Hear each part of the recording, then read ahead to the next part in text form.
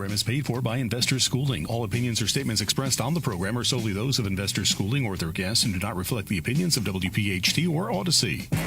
WPHT, WPHT-HD, WOGL HD3 Philadelphia. From the Cherry Hill Volvo Studios, where relationships matter. Always live on the free Odyssey app. You're live. Show.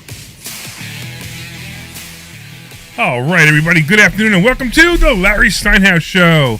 We are broadcasting live from Investor Schooling headquarters right here in Bucks County, Pennsylvania. I am Larry Steinhouse. I am the CEO of Investor Schooling, and I'm here to make financial education fun and accessible to everyone, especially you. Hey, on this show today, we discover I can never get through this. Never. And you see, I said quietly. Why can't I get through it? I have no idea. It's because you're different. Is it that, or is it that my glasses are just so terrible that I can't read the intro? We are just not like any other show that we are reading from a script. Let me try again. On this show, we discuss several ways of making more money. We concentrate on real estate investing, stock options trading, the stock market, and how to maximize retirement funds. You can call us anytime during the show at 855-939-1137. What's that number again? That's 855-939-1137. And you can call with your questions about money, finances, or anything on your mind, even politics. Even. We are also live on Facebook, LinkedIn, Twitter, and YouTube. Please leave us a comment. Kimmy has already said hi. Please leave us a comment and let us know that you're watching. I'm here with my awesome co-host, Omri Morad, also known as the immigrant. Dr. Deb is off today. The delightful immigrant. Yeah, well, Kimmy's already asking. I see. Where Dr. Deb is. So what's going on, Kimmy? We're not good enough? What? Real quick, the Larry Steinhouse Show is brought to you by Investor Schooling. At Investor Schooling, we teach things about money I bet you never knew. We focus on practical learning, and we equip you with real-world skills in real estate investing, stock options, tax-saving tips, and the secrets to financial freedom. Our headquarters are right here in Bucks County, but our online courses teach eager investors all over the country. Correct. RSVP for a free class this Thursday night at investorschooling.com. All right, Omri, now that I got through it, I think I know the problem. I think I have to make the font bigger. Okay. I think that's the problem because it looks just like all the letters are blurred together. So go to the screen because it's a touch screen and do that. Oh, I could do that too, but let me just make the font. I could do that, but let me just make the font bigger so maybe I can see it. All right. So getting back to whatever it is that we do, what do we do here? We do a lot of things here. We had a very interesting class on Thursday. Yeah. What was the class about on Thursday? So we talked about subject 2, which is, it's one of those presentations that I think I saw. I think 100 of times. Well, I don't think you see 100, but you probably did see it about 20, 25 times. More, yeah. Because you don't think about all the events we do outside of the school. Right, exactly. And it's amazing how every time we do this presentation, there is a question from the audience that open like a Pandora box about what we should do, what we shouldn't do, where you do the thing right. Like, for example, with insurance. Well, so let's take a step back because, once again, you forgot that there are at least 3 people listening.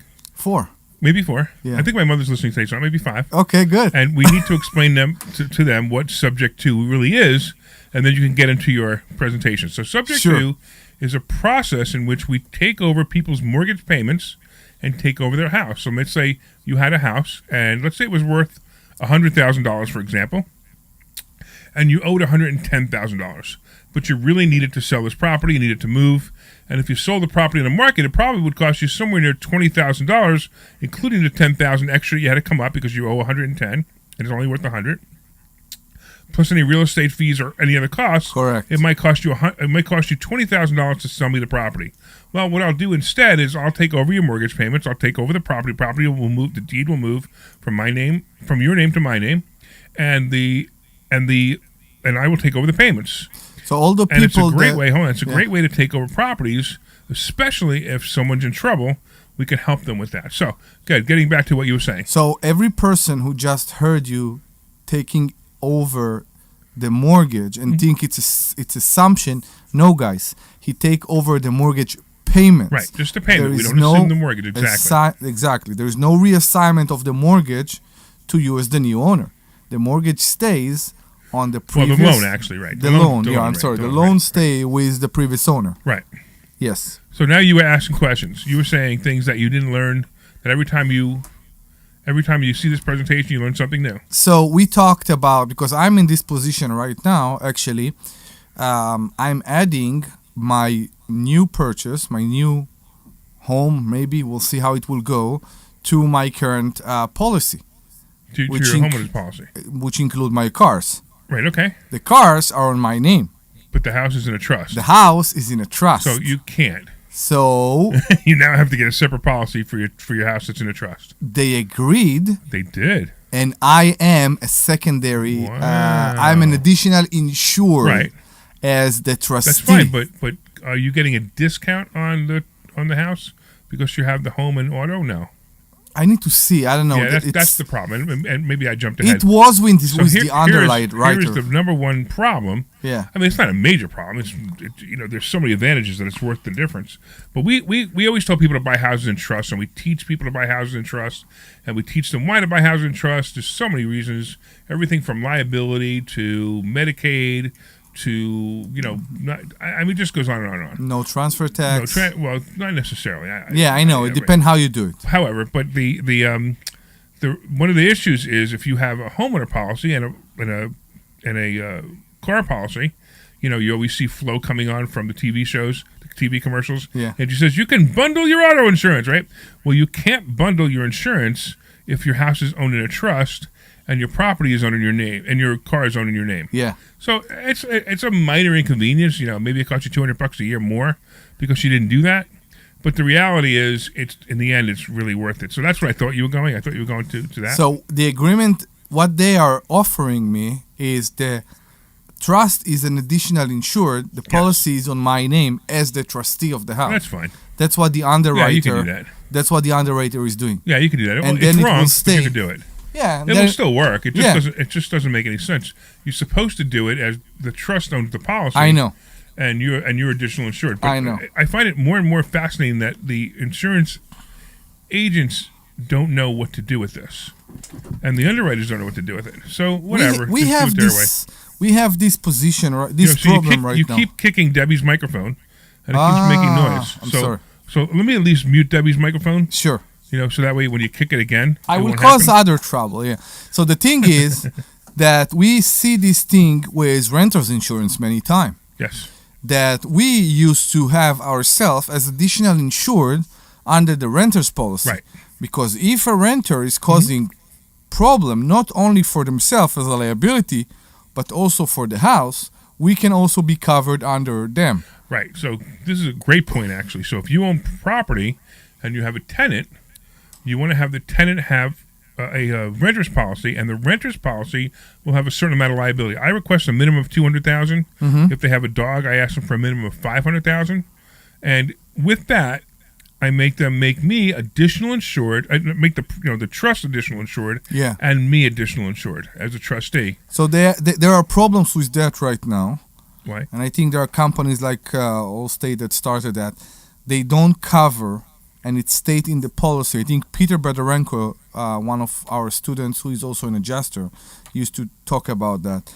They are removing from the policy everything concerning a damage by the tenant by neglection so you're jumping from one place to another. So let's start first with this. So the reason you're going to have the liability policy, you're going to have them have a policy is, let's say they have a party, somebody gets drunk, bangs their head on the wall and has some stitches, and they're going to sue everybody. They're going to sue the person who invited them to the party, the person who lives there, and they're going to sue the house because, of course, it's the house, right? It's the house's reason that they bang their head. So now you want to have the wall, right. I know you got drunk, but my wall stepped out in front of you, so it got to be. How dare you put the wall there? They're going to attempt to sue everybody. So I want the liability policy to cover everything. That's the point, right? I know. So now, what were you saying about the other thing? You're talking about when a tenant leaves. I'm talking about the damage, right? Correct, right. Or if they leave things behind them. I am trying. It's very hard with the policies right now. That the policy will cover damage by the tenant. For example, let's say a tenant moves out and they left behind them several tons of trash, furnitures, insurable. All that. That's not insurable. So it depends who the insurance is. Right. But it come to, I'm not sure if a person leave a house full of furniture and No, clothes that's not insured. and food, What it would be count insured as is if the tenant takes a sledgehammer and break the walls. and breaks the walls, or takes a sledgehammer and breaks the cabinets. that- It happened to me. That called It vandalism. only happened to me one time, and I was so happy they did it I know. because they were complete slobs, and now the insurance company covered the renovation of the house. Where normally, if they're slobs, I'm covering it, or the security's covering it. It's usually not enough. Hold on a second. We got Ed. What's going on, Ed? Hey, Larry, what's going on? I jumped in a little late, but I thought you were talking about the insurance with the trust and the bundled, Yeah. and that's what I'm facing now with Allstate. They said if I put my condo in a trust, they can't insure it, so I have to go to another company. No, they can And I'd insure also it. They have to lose my insure it. bundled- No, they can't insure it. Some companies don't want to It's a- deal with trusts. It's a different policy. It's not the same policy. That's all. It's a different entity that owns the policy. I explained all that to her. She said she talked to her underwriters, and they like Omri just said, some companies just don't want to deal with trust. They don't want to So, insure policies that are in a trust at all? It's insane. That doesn't make any sense. That's what I'll give they you my said. That's insurance what guy. Allstate told me. My insurance guy is great. He takes care of everything. Okay, but I didn't want to lose my I don't want to lose my bundle discount. So I told him, I said, No, that's well, different. We'll put the that you can't do. fire and liability, and then I'll get a renter's policy, and that'll keep my bundled. It should keep my bundled price down. I know. All I care And about they is said, that "Oh, they we don't know can't about deny a claim because it's in a wrong name. I mean, the house burns down, and then they say, well, you're not the insured. Then all of a sudden, I would worry. That's all. That's my concern. Yeah. So the trust would be insured, and I'd be the trustee. So I would be covered. Correct. Say that one more time. I said, if I get the insurance policy in the trust name, and it burns down, as the trustee, I would. Oh yeah, you're not covered. The house is covered. Yeah, right. Exactly. That's why. That's what. The house is covered. Exactly. Right. Yeah. Right. So yeah, and look, that's all I'm you got to talk to your worried about. insurance agent, and you got to you got to get an email that if he says if you do it this way, it's going to pay. Make sure you get an email that says it, because his errors and omissions insurance will cover you if it happens.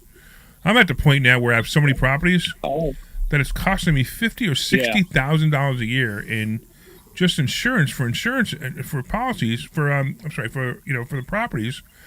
And sometimes I just think, why do I even bother anymore? Do an umbrella, just a liability umbrella. Yeah, but I can't do an umbrella because they're all in separate think about- trusts. Yeah. I mean, I could just You take think the about risk for the becoming liability, self-insured? and they're in trust anyway. They can't sue me directly anyway. No. Take the risk for damage. Don't take the risk for liability, my Well, friend. then it's not that much. That's the expensive part. I know.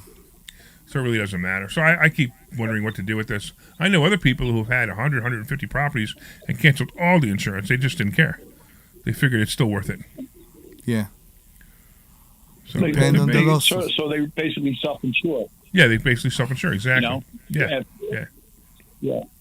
So it is what it is. So how you If doing, got it man? Like that, you can do it. How you doing?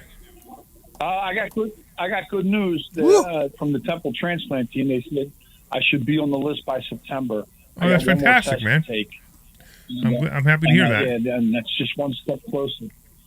Are you one coming to step the Money closer, Multiplier on You know? on August 17th? I mean, the Money Yeah. Hacks event? Yeah. Yep. Still and do I'm- that. All right. You gave me a ticket, There you go. and I bought a ticket for my nephew. All right, My nephew's excellent. coming. So everybody else who's listening right now, That's right. if you go to 4mmw.com, that's the number 4mmw.com, you could sign up for our Money Hacks event. It's It's a full 8-hour day. I'm incredible speakers. We're going to be talking about mobile home parks, mobile homes. We're going to be talking about how to buy properties with no money. We're going to talk about the stock market, How to be your own banker. how to be your own banker. I mean, it's just amazing stuff. You definitely need to get into this. It is great stuff. And if you want to, you can use the coupon code 1210. That's 1210 and get a half price ticket. How cool So- is that? Are we also having team coming and talking about credit? Yeah. Yeah. Woohoo! Yeah, so we also have somebody talking about credit and how to build incredible amounts of credit. He's amazing. You guys all know that I have over $1 million worth of available credit on credit cards. And Ed, what can I do with over $1 million of available credit on credit cards? you can buy as many houses as you want. Yeah, I can do anything I want, right? Exactly, including buying houses. That's right. All right, man. So I'm hoping to see you there. Hey, should we give a couple of tickets away, Omri? But you have to know how. We should. You know what? Hey, Ed. I don't know if we could. I don't know if this will Yeah. work. If we could keep you on the line with somebody else, I don't know if it'll work. I'm not sure. It might work. We'll find out. I can keep them on. No, I know, but I'm not sure if the forward will forward over. Yeah, we got few calls We at did the it same before? time. So Ed, I'll tell you what, Ed. What do you need? What do you need? What do you need that would help your life right now because of this liver transplant that you need? Kidney or liver? Kidney, right? Larry, I have to be honest. I'm really covered on everything. My insurance just got upgraded, where they're going to give me a Visa card for $300 a month. And everything is covered. All my bills and all You're my fantastic. Then all that's my fantastic, bills. man. Great to hear that. Yeah. That's fantastic. All my insurance needs, medical needs are covered. I have nothing to worry about. That's awesome, man. Yeah, I truly, Well, I'm maybe super happy to hear a that. few hookers and some cocaine, maybe. What do you say, cocaine? I heard. That's Did he what really I. say cocaine? That's what I heard. Well, we probably can't get you cocaine. A little cocaine and some hookers. No. We might be able to get you hookers, but I know how to find those, but I really don't know how to find cocaine. Well, the hookers would know. They don't know. But wait. Come to think of it, Glenn works in radio, so Glenn's a producer of a radio show. He probably knows how to find cocaine, so we'll be able to find it for you. So are you going to? It seems like you're planning on ruining the second kidney. What? No. Can you please? No, I'm not that. They are not. I'm not that down. I'm not that dumb. They are not off the shelf, my friend. You need to keep them. All I used to do is drink beers, and they told me that's for the rest of my life. That's out. No beer. That's all you can drink? Oh, you can't drink beer? You can't drink anything, right? No alcohol? I can't drink no alcohol at all. Well, it's okay. So It's I'd okay. be glad to give that up for the rest of my life. Oh, I'm for, sure, man. Kidney, Yeah, I'm you know sure. what I mean? You can drink Bud Light. It doesn't count as beer anymore. All right. All right, so I'm going to kick you off then because you don't need anything because you're a great guy. And anybody wants to shake Ed's hand, he'll come to the Money Hacks event. Yes, correct. Just go to 4mmw.com and you can sign up there. Ed, take care, man. We always appreciate you calling. All right, Omri, what do you want to talk about next? Let's talk a little bit about what just happened in the stock market the other day. People are Wow. tense. So the stock market, for you guys who didn't know, it was down almost 1,000 points at one point on Friday. Yesterday. Yeah. Almost 1,000 points. Isn't that amazing? How much was it down when it closed? So it was only down 600 points. So it's kind of funny how, when you think about what I Compromise, said yeah. on Thursday, right?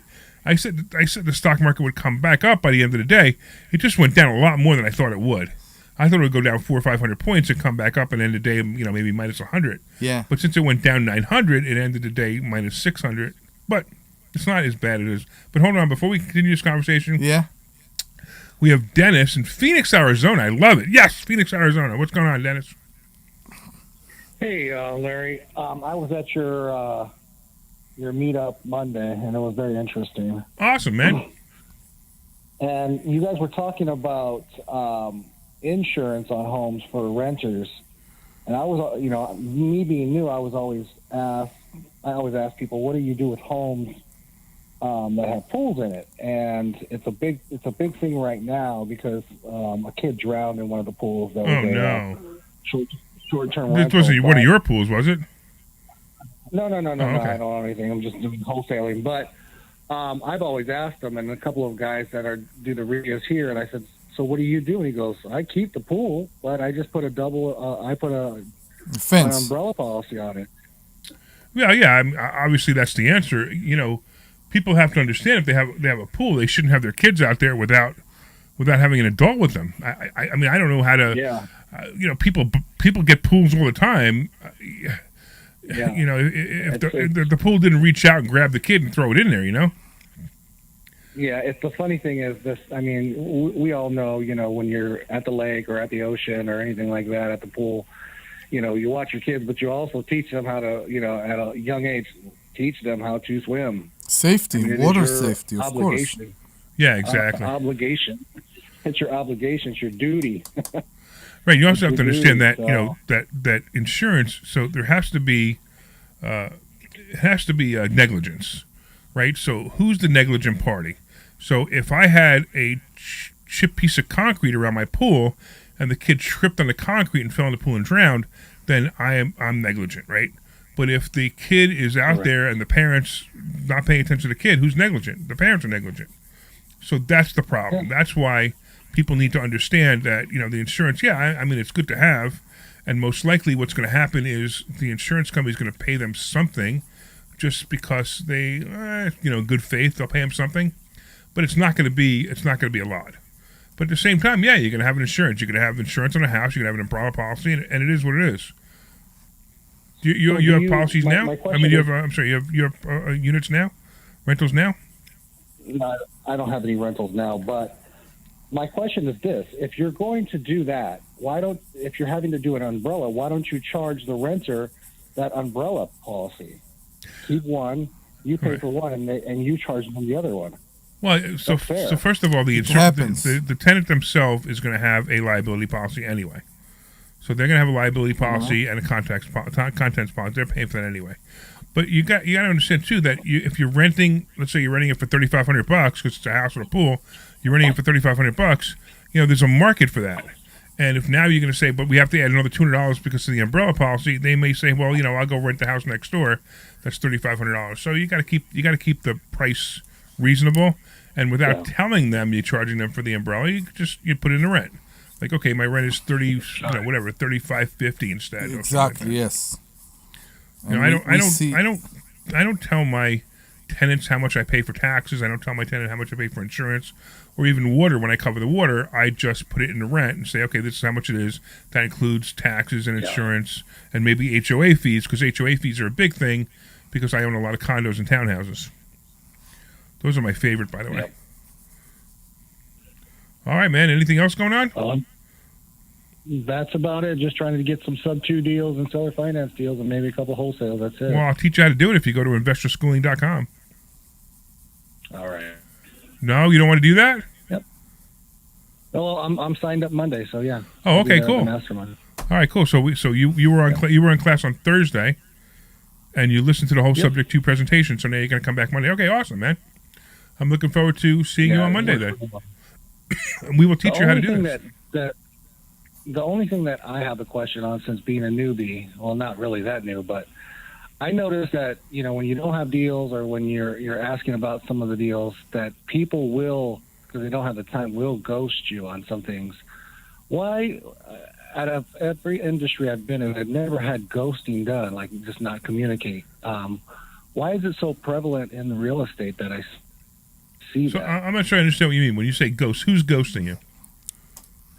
Well, it's just not calling back. Who's not calling back? Wait, but who's not calling back? The seller? More seasoned investors. So I tell you what's going on in any market right now.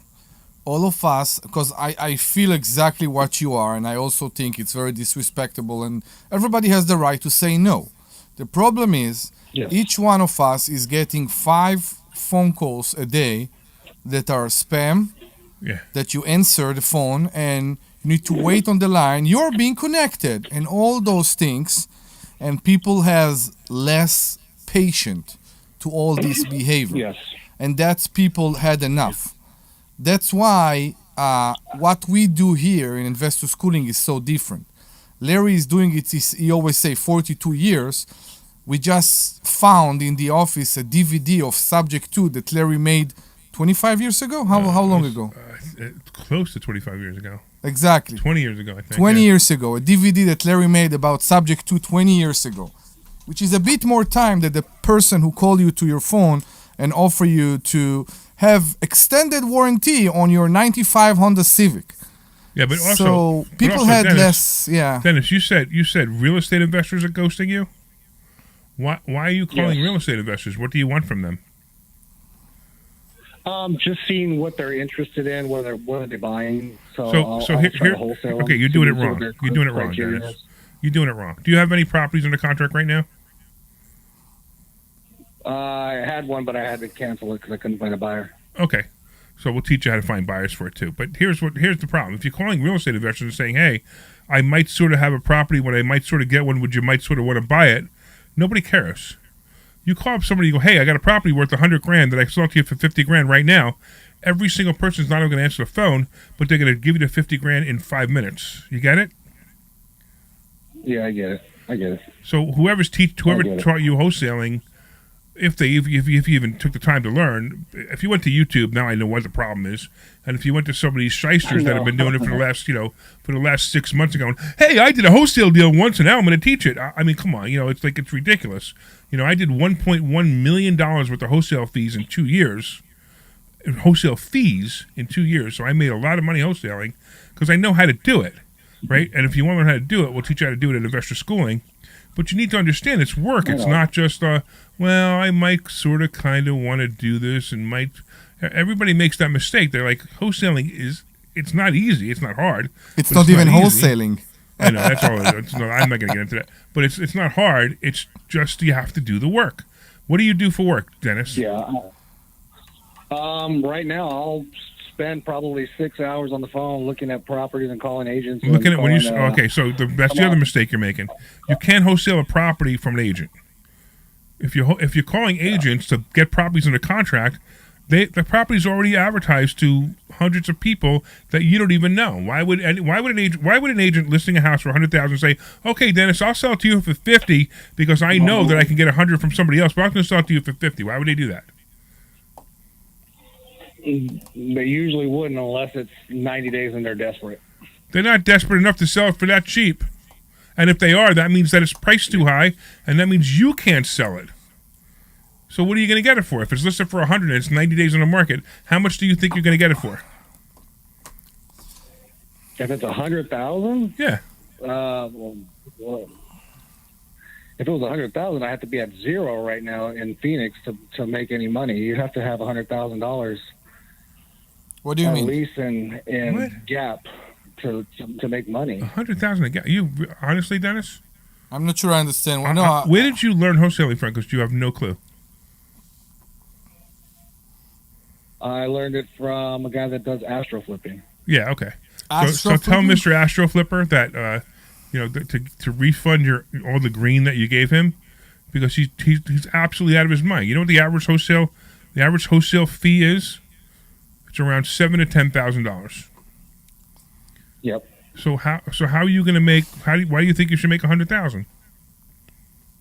No. I'm saying that if you have a house like $200,000, let's just say it's $200,000. The average right now is $450 over here. Okay, I'm using an example. It doesn't matter if I use an example of $100,000 or $1 million. It doesn't matter. If it's a $100,000 property, how much do you think you can get it under contract for? If it's listed with a real estate agent. You're going to have to be 50% less. 50%. So you think a real estate agent who lists a property for $100,000 is going to tell their client to sell it to you for $50,000? Not going to happen. They're not going to. It's not going to happen. Not going to happen. But if you call the client directly, if you call somebody directly, you might be able to convince them the reasons to sell it to you for $50,000. That's the difference. If you're calling real estate agents, you're never going to make any money. And if the astro flipping guy told you to call real estate agents, he basically says, "Give me all your money. You're never going to be successful." This is what I hate about this industry. There are so many fake people in this industry. Experts. There's this guy who's advertising on this station right now. I've never even heard of him. I've been doing it for 6 months, and I'm now going to be the expert. I mean, stop it already, right? Stop it. I've been doing it for 42 years. I can tell you every little thing about real estate there is to know about how to make money in it and how to do it right. And then you got these guys that they come up with these programs, and if Larry Steinhouse can do it, I can do it too. So no, you can't. I'm curious, Dennis. Are you wholesaling the property as is, or are you putting any money? He's going to real estate agents. He's never going to. No, I get it, but if he's flipping them, he has more chance. Oh, if he's flipping them, that's a whole other issue. That's a whole different thing. Yeah. Are you putting work into them, or are you selling them as is? No. Just straight wholesale. And then how much money are you putting down in deposits on these properties? Right now, as far as EMD, 1%. So the agent is letting you put down $1,000 on a $100,000 property? Yep. Well, I'm surprised they're letting you do EMD, that, but okay. EMD, not down payment. No. EMD. Yeah, no, EMD. That's what I'm talking about. Earnest money deposit, right? They're letting you put down $1,000, and they actually took it off the market for 1%. I'm shocked. Yep. But so the funny part is now you got a terrible real estate agent talking to a newbie wholesaler, and that's why they're doing everything wrong. If I was the real estate agent on a $100,000 property, you're giving me $5,000. And guess how much you get back if you don't close? Nothing. 0. So did you lose money on the deal you didn't close? No. So let me tell you exactly how much money I put down on every single property I get under contract. It's always the same number. You ready? 0. I'm listening. 0. It's always 0. Every property I get under contract, I put 0 down. You want to learn how to do that? Of course I do. InvestorSchooling.com. You're going to be there on Monday anyway. But anybody else wants to learn it? InvestorSchooling.com. All right, Dennis. Before I get angry with you, because you're you might be uncoachable and I might not want you as a student, I'm going to let you go, and I'll see you on Monday, and we look forward to helping you. All right. I appreciate it. You got it, man. Take care. Hey, all right. So let's. Why don't we go to a commercial first, and we'll come Sure. back. All right. Let's do that. Hit us up. Did you know we are? This is Larry Steinhouse with Investor Schooling. When the All right, you're clear.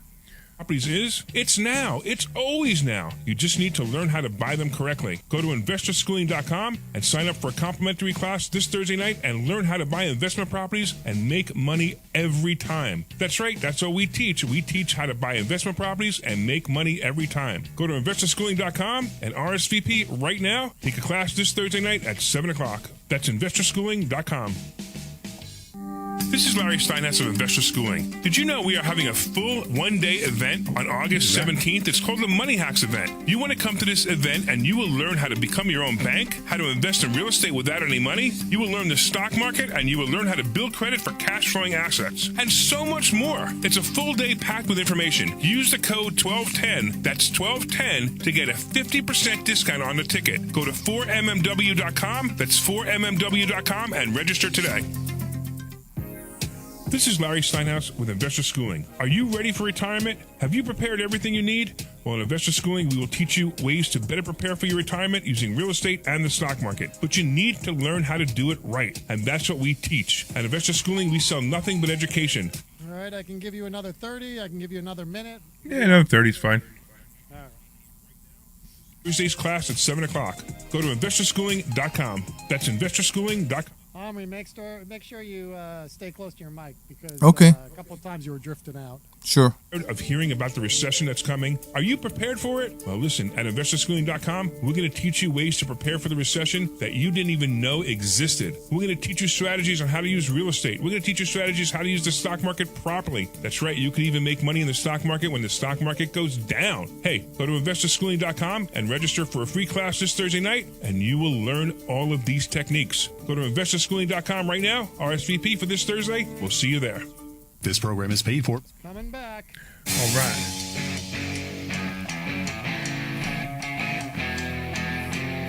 All Hello, right, Larry. everybody. What? Huh? Hello, Larry. Oh, you want to do that? You want to do the intro? Go ahead. Sure. Hello and welcome to the Larry Steinhouse Show. We are a live show here in WPHT, and you're welcome to join us to learn about real estate, stock option. What else we're talking about today? What else? Whatever you want to talk. We talk about wholesaling a couple We minutes talk ago, about right? wholesaling exactly, and how so many people teach it wrong those days. Oh, somebody teaches business wrong. I know. It's insane. I tell you a funny story. I know. I blame YouTube. So we have we have Patty, who's listening to our show on YouTube. Yeah. One of our students, and she writes "Breathe, Larry" because she knew I was going off on that guy. Yeah. So, by the way, that's how I coach. So, a lot of people who don't know me, that's how I coach. I get in your face, I tell you the truth, and then I teach you how to do it the right way. But a couple of people online I want to say hello to. First of all, your number one fan is here, Omri. Woohoo! Hello, Kimmy. All right. We also have, it looks like Jones Pixel. Is that a real name? We also have Ishmael. Is that right? Ishmael? Yeah, Ishmael. And, of course, we got Patty listening. We got a couple other people listening. We got James listening on Facebook as well. So I just want to make sure I said hello to those people. Anybody else is listening, please say hi so we know you are listening. And don't forget, you can call in. I won't yell at you, but you can call in at 855-939-1137. That's 855-939-1137. 1137.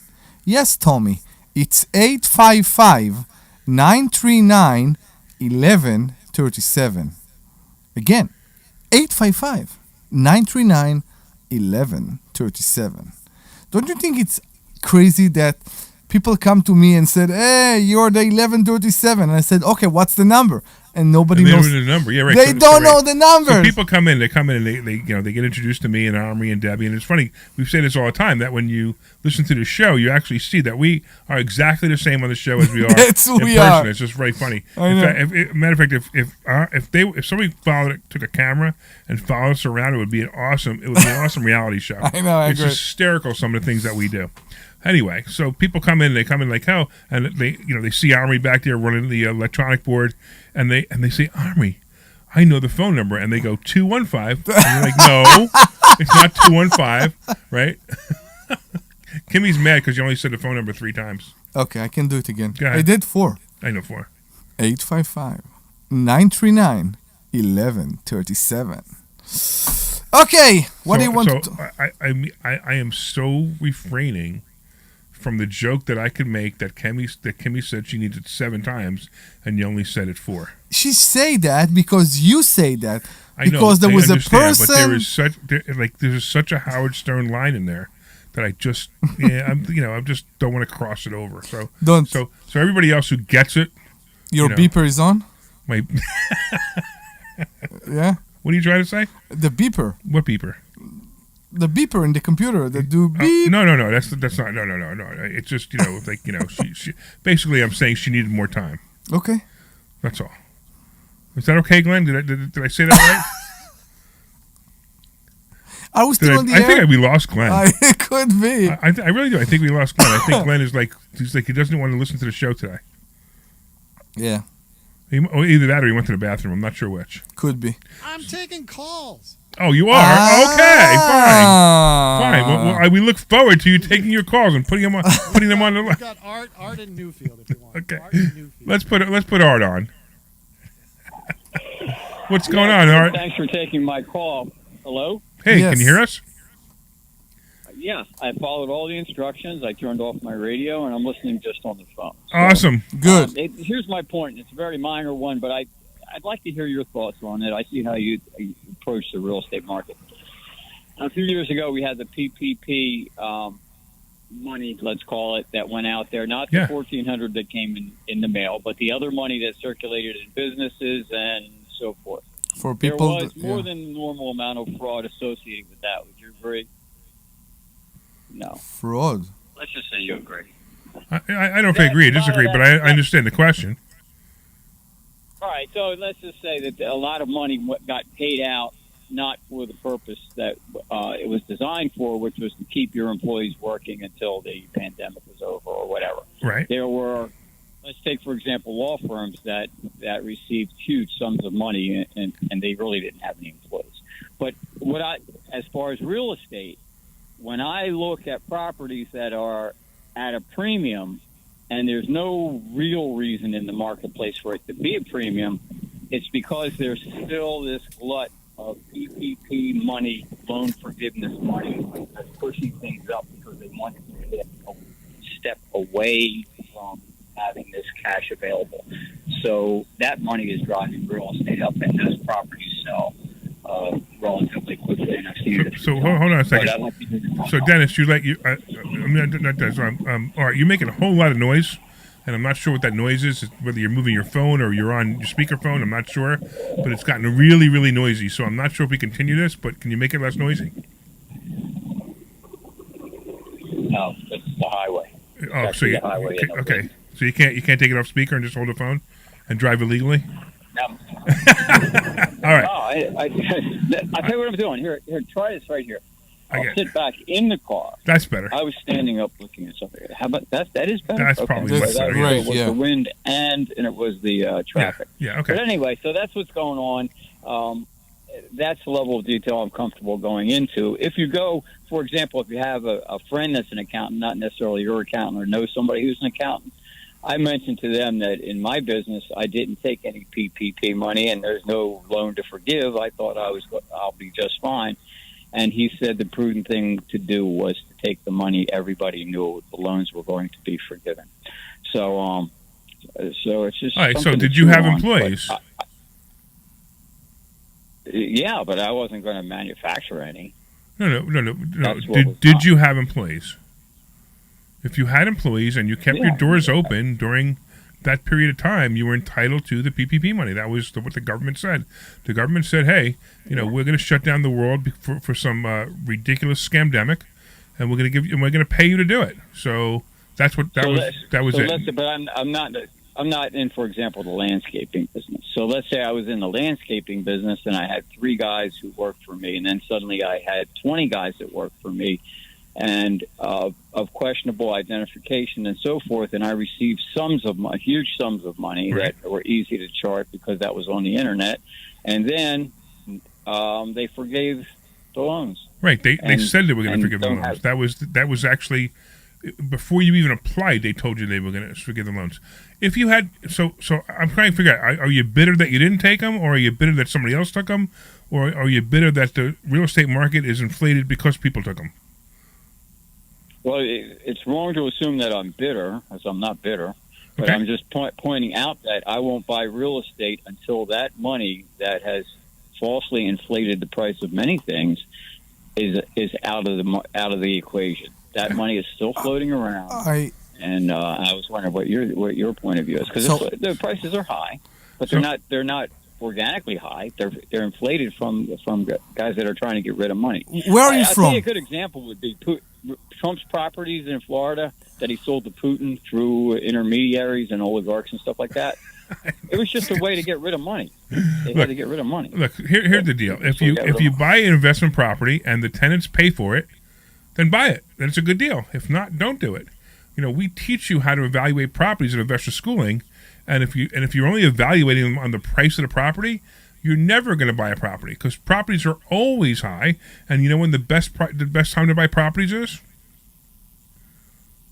Your commercial says now, but Now it's always now. It's not now. It's always. I wouldn't now. have a young person getting it. It's not always now. Okay, all right, wait, stop. I've been doing it. All right, I got one question. How many investment properties do you have? In my lifetime, I've had 30, 40 investment. How many do you have properties. now? I'll tell you the story real quick if you want to know. Here's what I did in 2017. I thought the market was frothy, and my timing was good, and I sold the last New Jersey. Are you in New Jersey? Where are you? We're actually in Bucks County, right across from Okay. Trenton. All right, so you know New Jersey. Yeah. I sold my last investment property in New Jersey, waiting for more of a broad opportunity because all the markets are frothy, and I want to. So whatever those properties were worth. Listen to for this. me, and I'm 70. All right, listen to this. Whatever those properties were worth in 2017 when you sold them, they are now worth double that amount. So if you would have held them, you would have had a better life. No, but no. Well, it depends on what I did with the money. See, you're just being a little myopic here. You have to ask me, what did I do with the money? What did you do with the money? You got to ask me. I put it into the stock. I put it into Duke Energy. Great. And you can follow the price of that. Yep. And I bought Scorpio tankers at $8 or $9 a share, and it's 60 or whatever. So, but there are opportunities, but you got to look for them. Absolutely. But that doesn't mean I'm a genius. I've made mistakes. But over the years, you minimize your exposure to a bad deal. If you look at use stock market. It's easier to describe. All right. I'm like I so appreciate it, but this isn't the art show, and I can't. I only have so much time, so I have to go to the next person. But do you have a quick question but or do a you quick agree point? that there's money in the market that's pushing prices up? You don't say. You say No, no. I think here's cheap. the reason that the prices are still high is because the inventory is low. That's the only reason the prices are still high. There's no reason that these houses should be this price, and the inventory is going to start to get better probably in about a year from now because I'm telling you right now, people are being laid off, and it's not being talked about. It's not being talked about enough is the real issue. And the recession is not here, but we're on the fringe, and it's coming. And when it really comes, it's going to be really bad for a lot of people because they didn't take the time to buy assets while while it was good, and they didn't take the time to put money aside. So that's what's going to really happen. And if you want to wait, you could wait for the property values to go down. I don't care about property values. I care about cash flow. That's all I care about. I mean, Omri and I, we own a mobile home park together, and we cash flow somewhere near $12,000 a month now. Is that right? Mm-hmm. $12,000 a month on this park. I mean, that's great cash flow, and it doesn't matter It doesn't really matter what we paid for it. I mean, as long as we paid less than 1.2 million, which we paid a lot less than 1.2 million. Exactly. A lot less, right? I know you got to go, but just teach me one thing. Sure. Are they rent control or no? I was always curious when I see Where there is rent control right now in the U.S., you will educate us. Are mobile homes rent control in Florida? In the trailer homes. In Florida, no, absolutely not. I don't know where there is rent control right now. There's California. California, there is rent control right now? Yeah, parts of New York. There is no rent control in New York. I use the broad term rent control, but some trailer parks they're capped somehow. Wait, you ready for this? You know how much we get? This was enjoyable. Wait till you hear this. All right, you know how much we're getting for a 2-bedroom, 2-bath? Was it 3-bedroom? 3-bedroom, 2-bath, freshly renovated. Trailer home. Trailer. It's a trailer. You want to guess? A trailer house. Where is it now? Let me guess. Florida. It's in Ruskin, Florida. It's in Ruskin, Florida. You never even heard of Ruskin, Florida. Say $2,100 a month. Well, we're getting $2,000. So yeah, I mean that's just amazing to me. Even when I did the math, when we were looking at the trailer home, I said, "There's no way we're going to get more than $1,400," and it blew my mind that we got $2,000. So it's pretty impressive. Anyway, let me do this. I got to run. We will talk to you. Okay, but give me the other one. Vacancy rate on them right now? None. We have one available. One just went empty. The new unit we just finished that is rented for $2,000. It's a person that was renting a smaller unit in the park and moved to it, and now his unit will be rented very soon. Yeah. You guys are pretty smart. I'm gonna pay more attention. I appreciate you calling me smart. Because I thought I was smart too. But take care, man. All right, let's go to Kevin. All right, let's go to Kevin. What's going on, Kevin? What's your question on reverse mortgage? Hey, Larry. Yeah, this first-time caller. Take it easy on me. I got to tell you, wait, before you say that, I got to tell you something really funny. So the guy Dennis, who I beat up a little while ago, he actually was obviously offended, and I wasn't trying to offend you, Dennis. I was actually trying to help you. But he looks like he got offended because he left me a comment on Facebook. I was just trying to be honest and direct. Sorry, I offered learning from someone about, the wording isn't great, but he was obviously offended. And Dennis, I did not mean to offend you at all. I really mean to help you. I want you to start learning how to do it the right way, not from shysters that teach this stuff that really have no idea what they're doing. So Dennis, I'm going to see you tomorrow night in class, and that hopefully you're still listening, and you'll see pretty quickly that what I teach is very different. All right, getting back to you, Kevin. I'm sorry. That's okay. I'm getting ready to retire in October. I got 5 years left in my mortgage. Okay. We were thinking about putting it up for sale. Then we changed our mind because we looked for a place, and a lot of places were $2,200 a month, and I'm only paying $1,400 a month for a big, huge house I have, single home with a big garage and driveway and all like that. Where is it? But I'm getting letters in Delaware County. Mm-hmm. I'm getting letters to do a reverse mortgage. Okay. They're not calling it a reverse mortgage. They're calling a point. You ever hear of that point? Company called Point? No. They're saying that they'll give me, some equity that I have in the house, which I have a lot, because they were going to put the house on the market for $349,000, and I only owe $72,000. Wait, I'm confused. So I was thinking about. This company Point, is it a home equity agreement? Is that what they have? Yeah. Don't do a home equity agreement. It's like a reverse mortgage kind of thing. No, wait. So hold on. It's two different things. Difference between a home equity agreement and a reverse mortgage and a home equity loan. All of those things are three different things, and it's very important that you know the difference. And most people have no idea what a home equity agreement is. Let me just real quickly tell you what a home equity agreement is, which is possibly what this is. I'm not sure. I've never heard of the company before, but a home equity agreement basically says that the person gives you, let's say it's $100,000, and you don't have to pay them anything until you sell the house. When you sell the 30 house, years. Yeah. yeah, right. Okay, so when you sell the house, then you have to give them their 100,000 plus some factored rate, which is probably extremely high. And you don't want to be in a situation where you're paying that factored rate because it's going to be really, really high. I'm not sure why to do something like that. If Why you would he do already it? Because if you already has a mortgage, why would you do something like that? well, because he wants to pull money out of his Well, house. because I'm scared. I'm kind of scared because I don't know if I have enough savings, to retire. I mean, I have savings, and I have it all figured out with my pension and my Social Security. I think I could definitely stay here, but Okay. I would like to live comfortably. But Kevin, Stay the house is there for you. If you will need to, are you afraid you won't be able to sell it in a month or in a year or in 5 years? No, it'll sell. So Well, whenever he wants to you, make sure he has cash flow for his retirement. So he's got. Yeah, So that's it. do you have a pension in the job? Yes, I have a pension, and Okay. I have Social Security. I already have I've been collecting Social Security for the last 3 years. How old are you? And that's just been going right into the How old are you? 69. Okay, fine. Okay, 69. So you're 69. You're collecting Social Security. I'm gonna go into like just basic math here. So what are you collecting from Social Security? 2,600.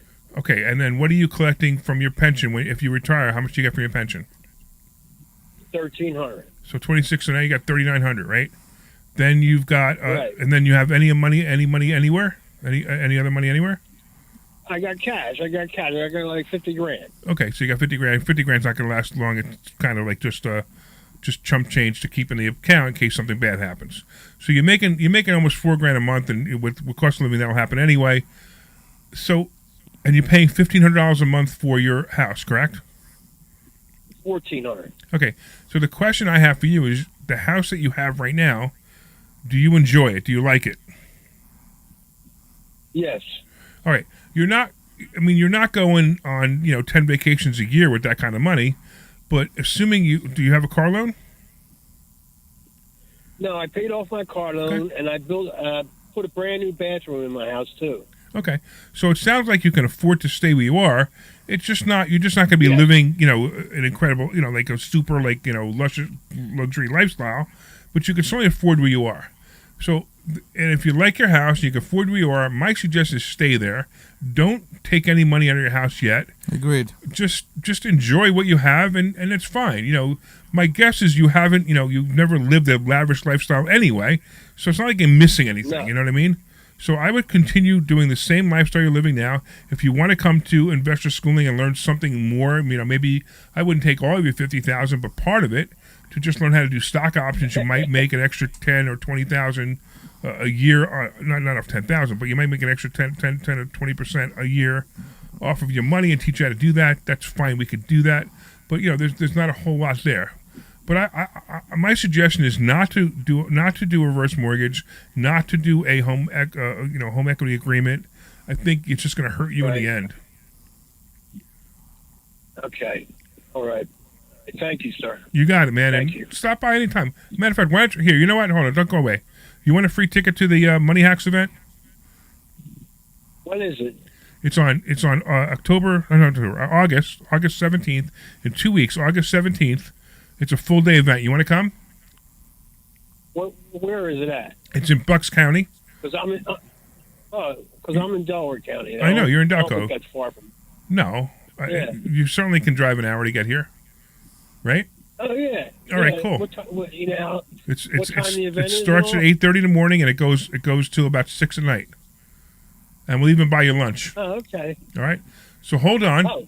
Glenn's gonna okay. take your information, and we'll give you a free ticket to that. All right. Thank you. You got it, man. Of course. Yeah, I think you'll have a good time there. All right. Can we talk about that for a second? Because I'm pretty sure I'm not the only one who have questions about what we just talked here. What was okay? So good question. what he just described is not a reverse mortgage.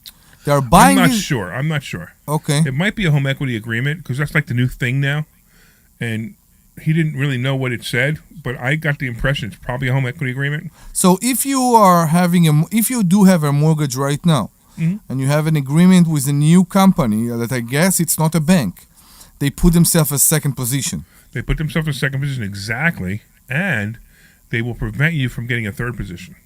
Because they have to. They have to protect their exactly. They have to protect their interests here.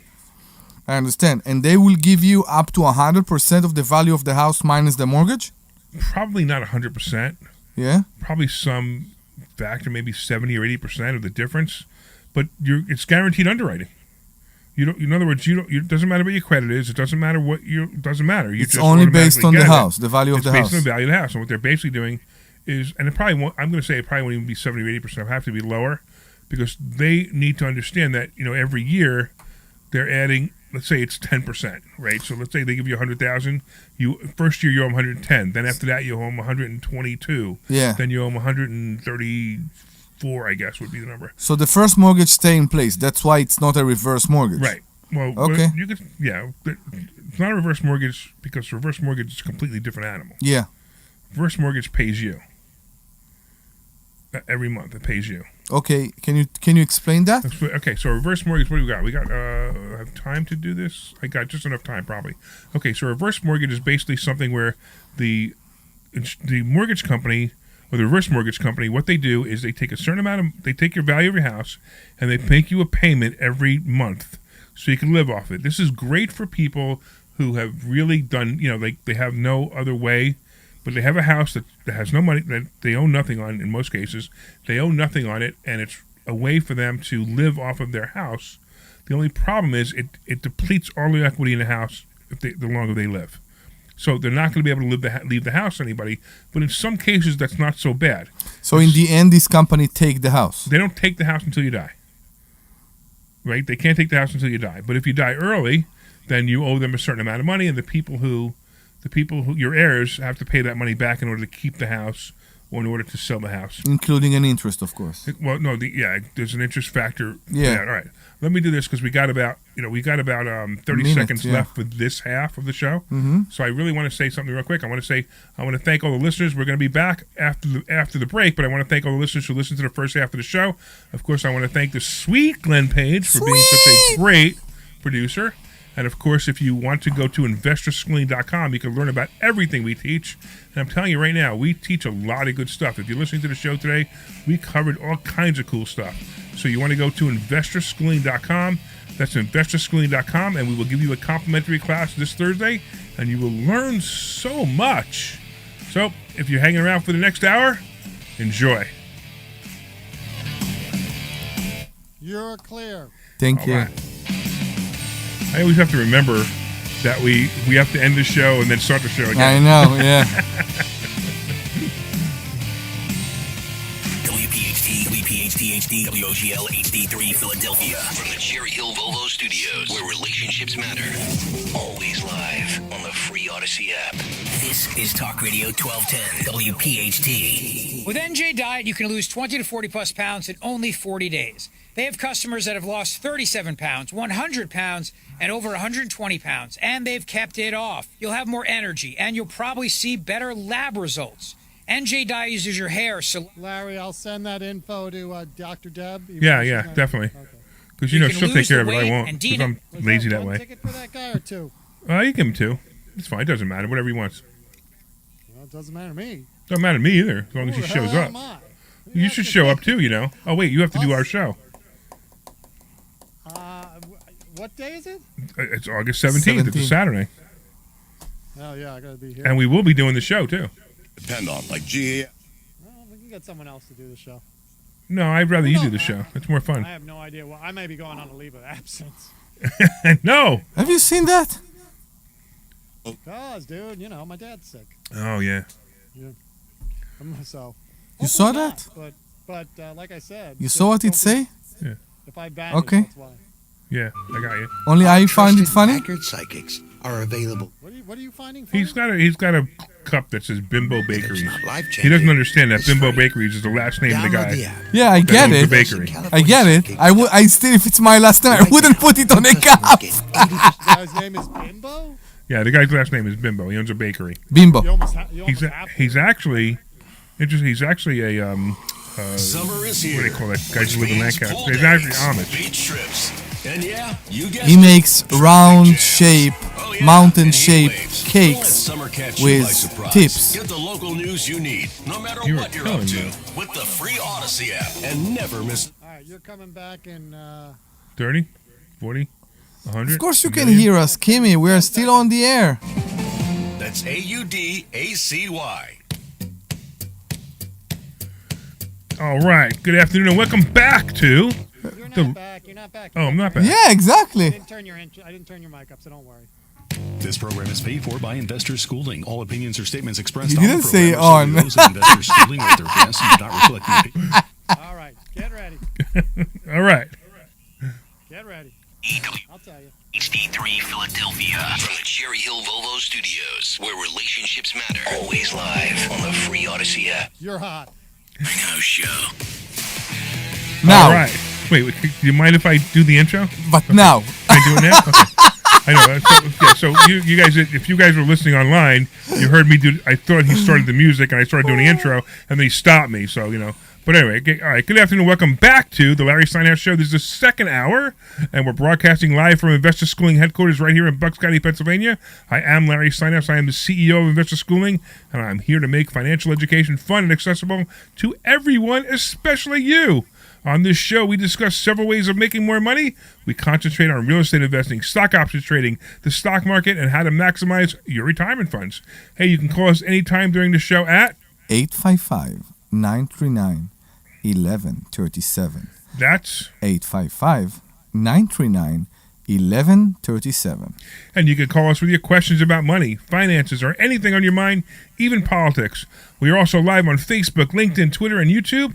And please leave us a comment and say hello so we know you're watching. I'm here today with my awesome co-host, Dr. Omri Morad. No. I can be. No. I'm here with Omri Morad, also known as the Immigrant. Is the Immigrant. And speaking of that, let me get back to that later. We also have our sweet producer, Glenn Page, ready to take your calls and put you on the air to discuss finances, real estate, and the stock market, and even politics. By the way, give us a call at 855-939-1137. Again, that's 855-939-1137. And the Larry Steinhouse Show is brought to you by Investor Schooling. At Investor Schooling, we teach you things about money I'll bet you never knew. We focus on practical learning, and we will equip you with real-world skills in real estate investing, stock options, tax-saving tips, and even the secrets to financial freedom. Our headquarters are right here in Bucks County, and our online courses teach eager investors all over the country. RSVP for a free class at investorschooling.com, and you can take that class this Thursday. All right. Please do. I was able to read it better now that I made the font bigger. Okay. But since we were giggling so much, I had a little bit of trouble getting through it. Where were we? What were we talking about? Oh, I was talking about. So I want to talk about two things, right? So I finally got smart and started to realize that I've got all this advertising time on WPHT, and I started to advertise that I buy houses. Yes. It was like so silly. I should have done it a long time ago. So I've got a few calls, and the other day I get a call, and we go see this house, but I want to talk about what happened before we saw the house. Thank you. Yeah, it's much more important. Because both things are very funny. So I told Omri to meet me there because I thought we might want to buy it together, and he pulls up in his Maserati.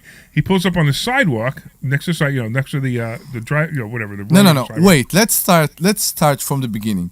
We get the address. We go online, and we can't find the house. But wait, we'll get to that. I just want to talk about what happened next, right? So she told me she was going to be in the driveway, which is no driveway. It's just a grass. Yeah. With two ruts in it where the tires are. Yeah. And she says, just pull up behind me.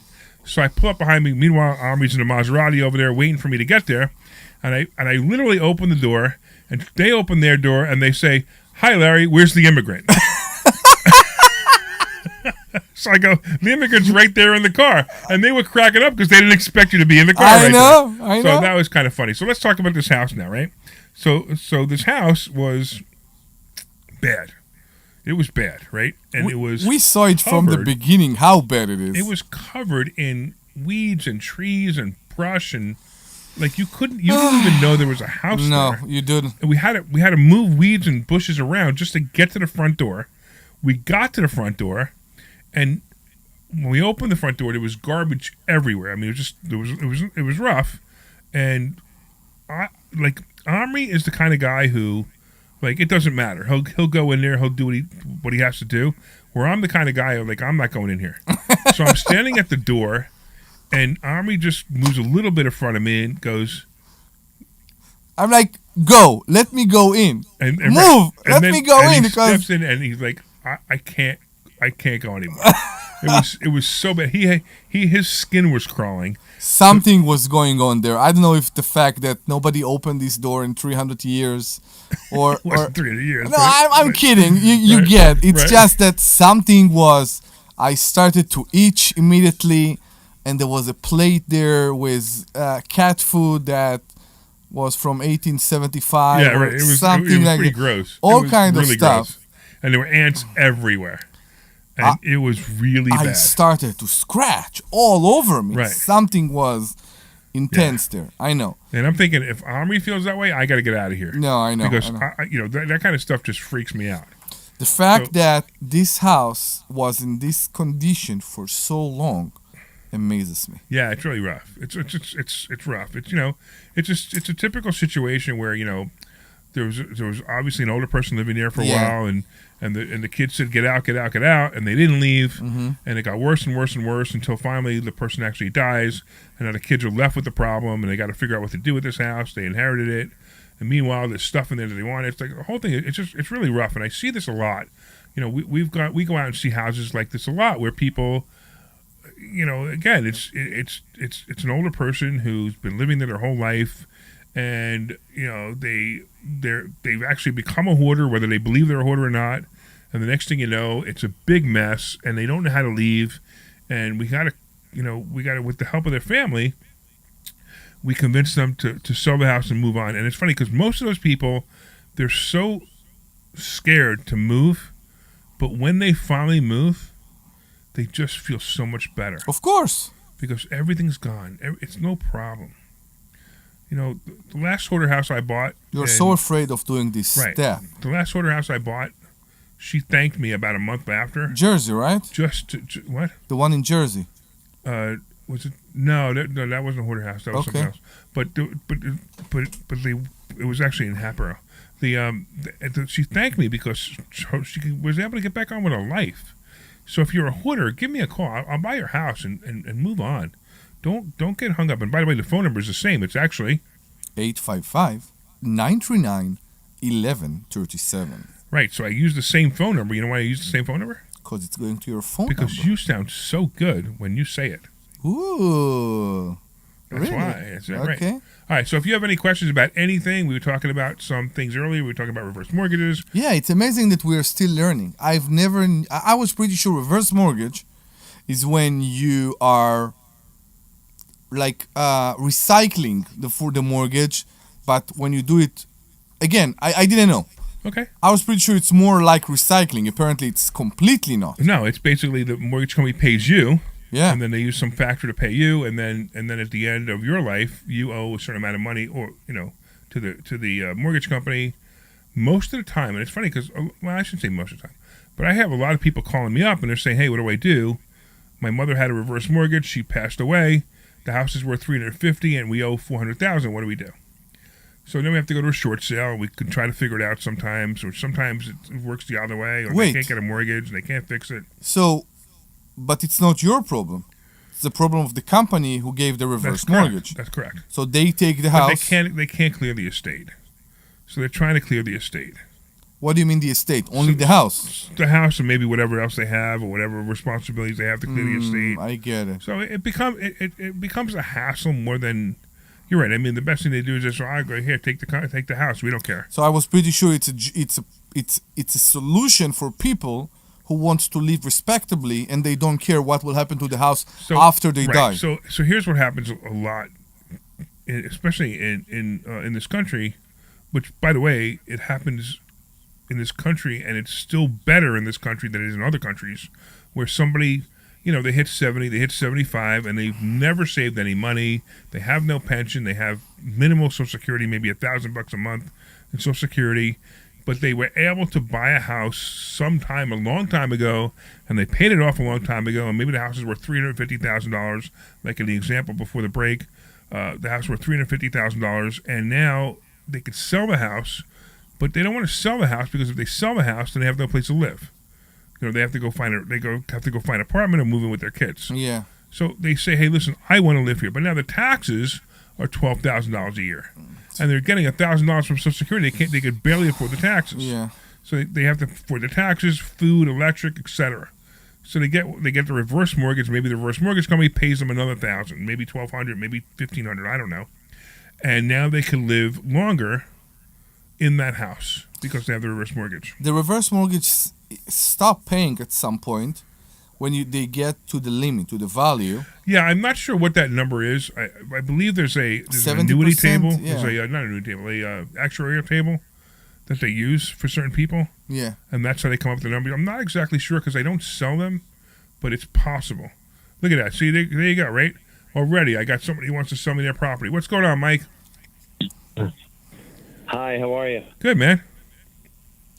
So tell me about your property. Don't tell me how much you want for it. Don't tell me how much you want for it because I don't want to do it on the air. Right? No, I know. It's a commercial property on a main highway. Okay. So it's a little different. But the problem I have is that I didn't realize it at the time, but it's in a flood zone, right?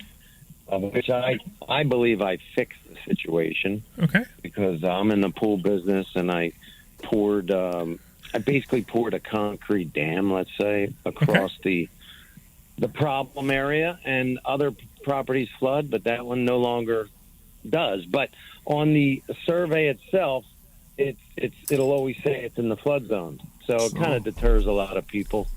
So especially people with mortgages. Yeah, exactly. The mortgage company will. So it's a commercial property. Just tell me a little bit about it. Is it one unit or is it several units?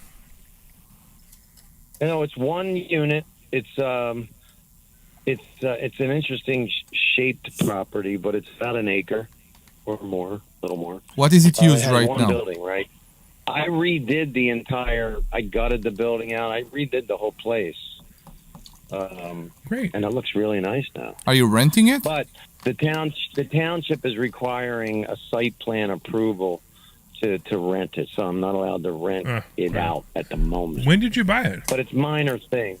I got to light it up, light up the parking areas, parking spaces, and a dumpster area. How many square feet is it? The building itself is 40 by 60 rectangle. Okay. And then how long ago did you buy it? I bought it in October of last year. Okay, so you bought it as an investment property? Yeah, I spent 3 or 4 months redoing the entire place, including a new parking lot, everything. So have you invested in other properties before? So, I have. I do. I try to do one per year. Okay. I called you last year about the first one I bought. It was a big lot. It turned it into parking for big trucks. Okay. And it brings in lots of money. That's fantastic. Great. I thought it was easy. Well, but this one's a little more challenging, right? So you probably I have a question. Well, okay, but you probably should come into investor schooling, and we could teach you a little bit more about what to do with a problem. What is your question, Omri? So it seems like you did all the research. Do you know what the township wants from you in order for you to be able to rent this place? Yeah, it's all outside stuff. I did all of the inside inspections and requirements. It's all the outside. Like the parking is the biggest issue on this main highway. Initially, when I bought it, there were only 9 parking spots, but I extended the parking area to 21 parking spots. Ooh. But it's a pretty big lot. They're not necessarily falling within the proper size. I think each spot's supposed to be 18 by 9 or 10 wide. I'm not sure, but so I have to get a proper site plan, and you have to make sure it's all your property's lit up properly. All right, so you went to you expanded this to 21 parking spots. You didn't ask the township if that was okay? I didn't, but all right. I'm going through all of that now. Yeah, I was really naive in the beginning here. All right. So you don't want to know the cheaper way to do this is? What's that? Take the lines back out and put the lines back in for 9 parking spots. Not 9. Maybe even, I don't know, 21. I believe he can do at least but 15 the point there. is, if they already approved it for 9, let him put it back to 9. Okay. And Why bother? And leave the blacktop the way it is. I mean, what? It's a 20 by 60 building. What can he put in there? Yeah. That needs 21 parking spots. Right. A bowling alley? 40 by 60. We saw that. 40, whatever. But I mean, come on. It's it probably was sufficient before. Somebody will come build offices there, whatever. You never know. Exactly. It's not that big that it needs 21 parking spots. Maybe we'll do that. How tall is it? How tall the building? I will come in to see you guys, though. I am interested. Please come. You want to come to the Money Hacks event? When is that? It's August 17th. It's 2 Saturdays from today.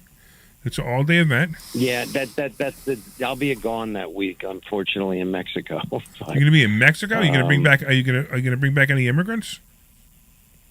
No. Just the wife and I going away for a week and coming back. Oh, all right. All right. No immigrants. Because if you're going to bring back some immigrants, I need to have my lawn done. You have no idea That's not racist. You have no idea what damage you did to me with this picture of me in the trunk of your Jag. You have no idea. We took a picture of Omri, and he was in the trunk of my Jaguar fixing something for me. The battery is there, guys. But the picture that we took, the battery made it look there. like I took him over the border in the back of the Jaguar. Exactly, it was look. hysterical. Oh boy. I was pretty sure. Thank you for the information. You're welcome, my friend. We'll see you. All right, we'll see you in class. Come this Saturday. Come this Thursday if you can. Go to investorschooling.com and sign up for this Thursday. And leave your details with Glenn, and maybe we'll come and meet you in person. We see the place. Oh yeah. I need your phone number. Yeah. Thank you. I forgot about that. Leave your phone stay number with Glenn. Stay on the line. Yeah, stay on the line, and Glenn will take your details. And then I'll give you a call. And we can come see the property. Yeah, we'll come to meet you this week. All right. I appreciate the call. Thanks so much. Thank you. Like I forgot you called about that. Yeah, I know. He wants to see us. All right. What else we got, Omri? What else you want to learn? I don't know. You learn a lot of good stuff when you're on. I'm always learning. That's why I like it here. I always learning. That's why it's so good. Yeah. You just every time you talk about those things, I do the math. I love math, and I did the math. And you're right. We are at 12. We're just above 12 grand at the mobile home park. Right. And we crushed it. Astonishing. It is astonishing. Based on the fact that we still have 1 unit available. Right. And three we have 3 lots. open lots. And yes. 3 lots. I know. And then we're gonna go at the end of this month, and we're gonna go buy more mobile homes to put on there. I really hope so. Which is a fabulous thing. I really hope Absolutely so. Fabulous. It's going to be amazing. Yeah, we are definitely gonna bring in the money. Wait, that wasn't loud enough. No, it's not. I don't know.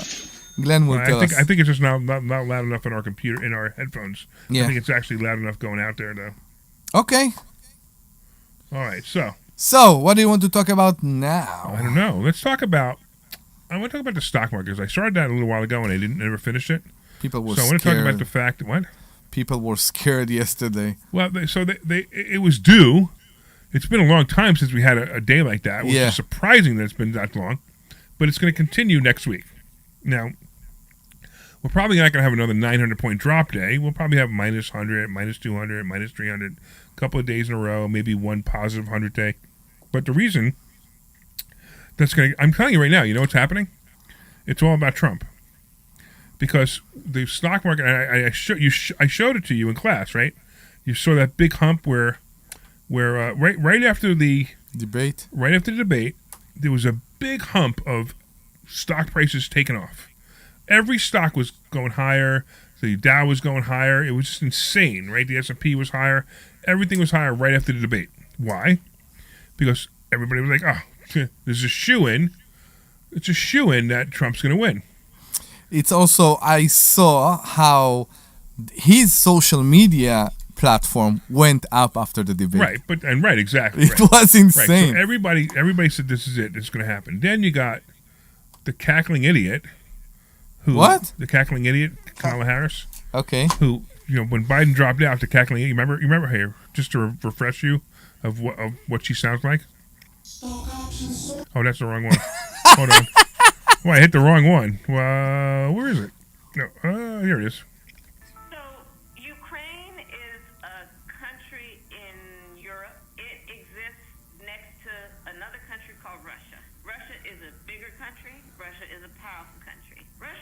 decided to invade a smaller country called Ukraine. So basically, that's wrong. Yes, this is. I don't like that. This is what's running for president. And if she wasn't talking to 6-year-olds. Listen, if she was talking to 6-year-olds, that's great. I know, but she wasn't talking to 6-year-olds. It sounds like an elementary school presentation. Right, exactly. I know. This is her. Listen, and yet from the other side, we have the people that like to play the Trump shouting at the scientist about injecting bleach. It will never. Which is not what he said. It will never be over. It will never be over. I don't care. Her opinions scare me a bit, especially with her coming from California and her tolerance to crime and violence. All of that is true. But I just want you to picture one thing. Okay. God forbid she becomes president. Mm-hmm. And then a month into her presidency, she calls Putin. Can you imagine that conversation? I understand what you're saying. Mr. Putin, can you stop the war? And Putin's gonna, in Russian, Putin's gonna go, "Who is this idiot? Goodbye." Larry, stop. I get That's you. That's exactly what I'm afraid of. Larry, stop. I get you. I agree with you. And yet, I don't believe, with all the respect, that Trump is going to end the war in 24 hours. Not 24 hours. He said that. Within 90 days. Okay. That's what I think. 24 hours. Well, he'll make a phone call and it'll be the beginning of the ending of the war. But he will. It's two extremes. It will. We have two extremes here I mean, imagine the leaders of Iran calling. Listen, Biden calling right now Netanyahu from the other side, the other extreme. Biden is calling right now Netanyahu and telling, stop messing around and let's bring the hostages. Yes, everybody wants to bring back the hostages. But if while bringing back the hostages, we're laying the ground for the next hostage deals in 5 years, what are we doing here? Yeah, exactly. The United States was the country that will never negotiate with terrorists. Right. And we just negotiated with terrorists yesterday. And here we are doing that. Yes. And we really need to stop. Yep. And I understand that we all... Listen, I would be in the same position. If it would have been my child back then that was laying there in Gaza, I would be the same way. I will be in the street and I will say, release as many terrorists from prison. Release 1,000 terrorists from prison to get my child back. I understand that, but and even yet, unfortunately, that's short-sighted. Of course, it's short-sighted. Right. There was a guy, you know what, with the and all the letters that you in America you don't know to say. I won't even mention. His whole family got murdered in the Sbarro in the terrorist attack in the Sbarro restaurant in Jerusalem in the beginning of the 2000s. His whole family. The person who laid down this terror attack, was released in 2000 and I want to say 8. I'm sorry, in the Shalit agreement. Mm-hmm. Shalit agreement was that we released one soldier that was kidnapped, and he was there in Gaza for 5 years, and we released to get him back. We released 1,000 terrorists. 1,000 amazing terrorists with blood on their hands. I'm not talking about right or wrong. One of those terrorists was the person who killed the whole family of this person, who just lost his whole family in one day, and he was shouting against this deal. And everybody looked at him like he's insane. What are you talking about? There is one soldier there. We need to retrieve him. It doesn't matter how much terrorists we release. All those terrorists that we released back then, including the person who ruled Hamas in Gaza right now, are the people that we released for this one soldier. And how many people died because of all those people that got released back then? How many? I don't know. We are at 1,600 right now, I think. 1,600. Yeah. So one soul compared to other soul, I don't know how you can even do this. You can't. Yeah, you got to take the bad people out. Exactly. You have to take the bad people out. and I completely don't believe. I think that's one of the best thing I always, as a child, when I looked from like 1,000 miles away, that I liked about this country. We don't negotiate with terrorists. A terrorist is a terrorist. We don't negotiate with terrorists. And we just did on Friday. And we are doing it. Right. Exactly. Your president is blaming the Prime Minister of Israel, who I don't agree with, by the way, with many things he's doing. But he I don't know if it's the army.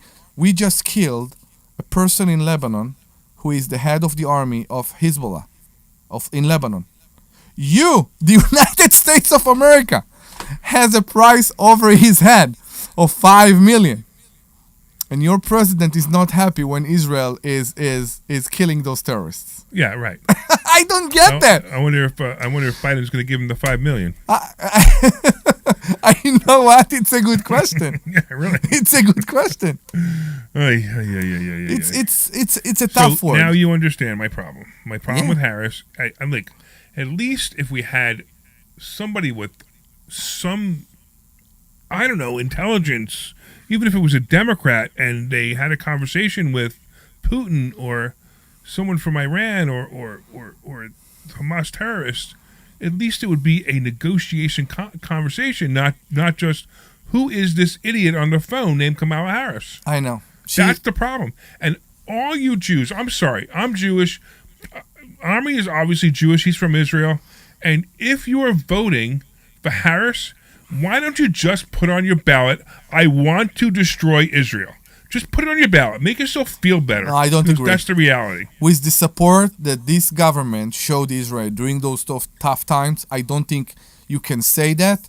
As it's going forward, I have my concern as much as you do. Yes, I do. Because you need to understand, and I think Biden or Harris don't get that, Israel is dealing with people you can't negotiate with, which are terrorists. Sure.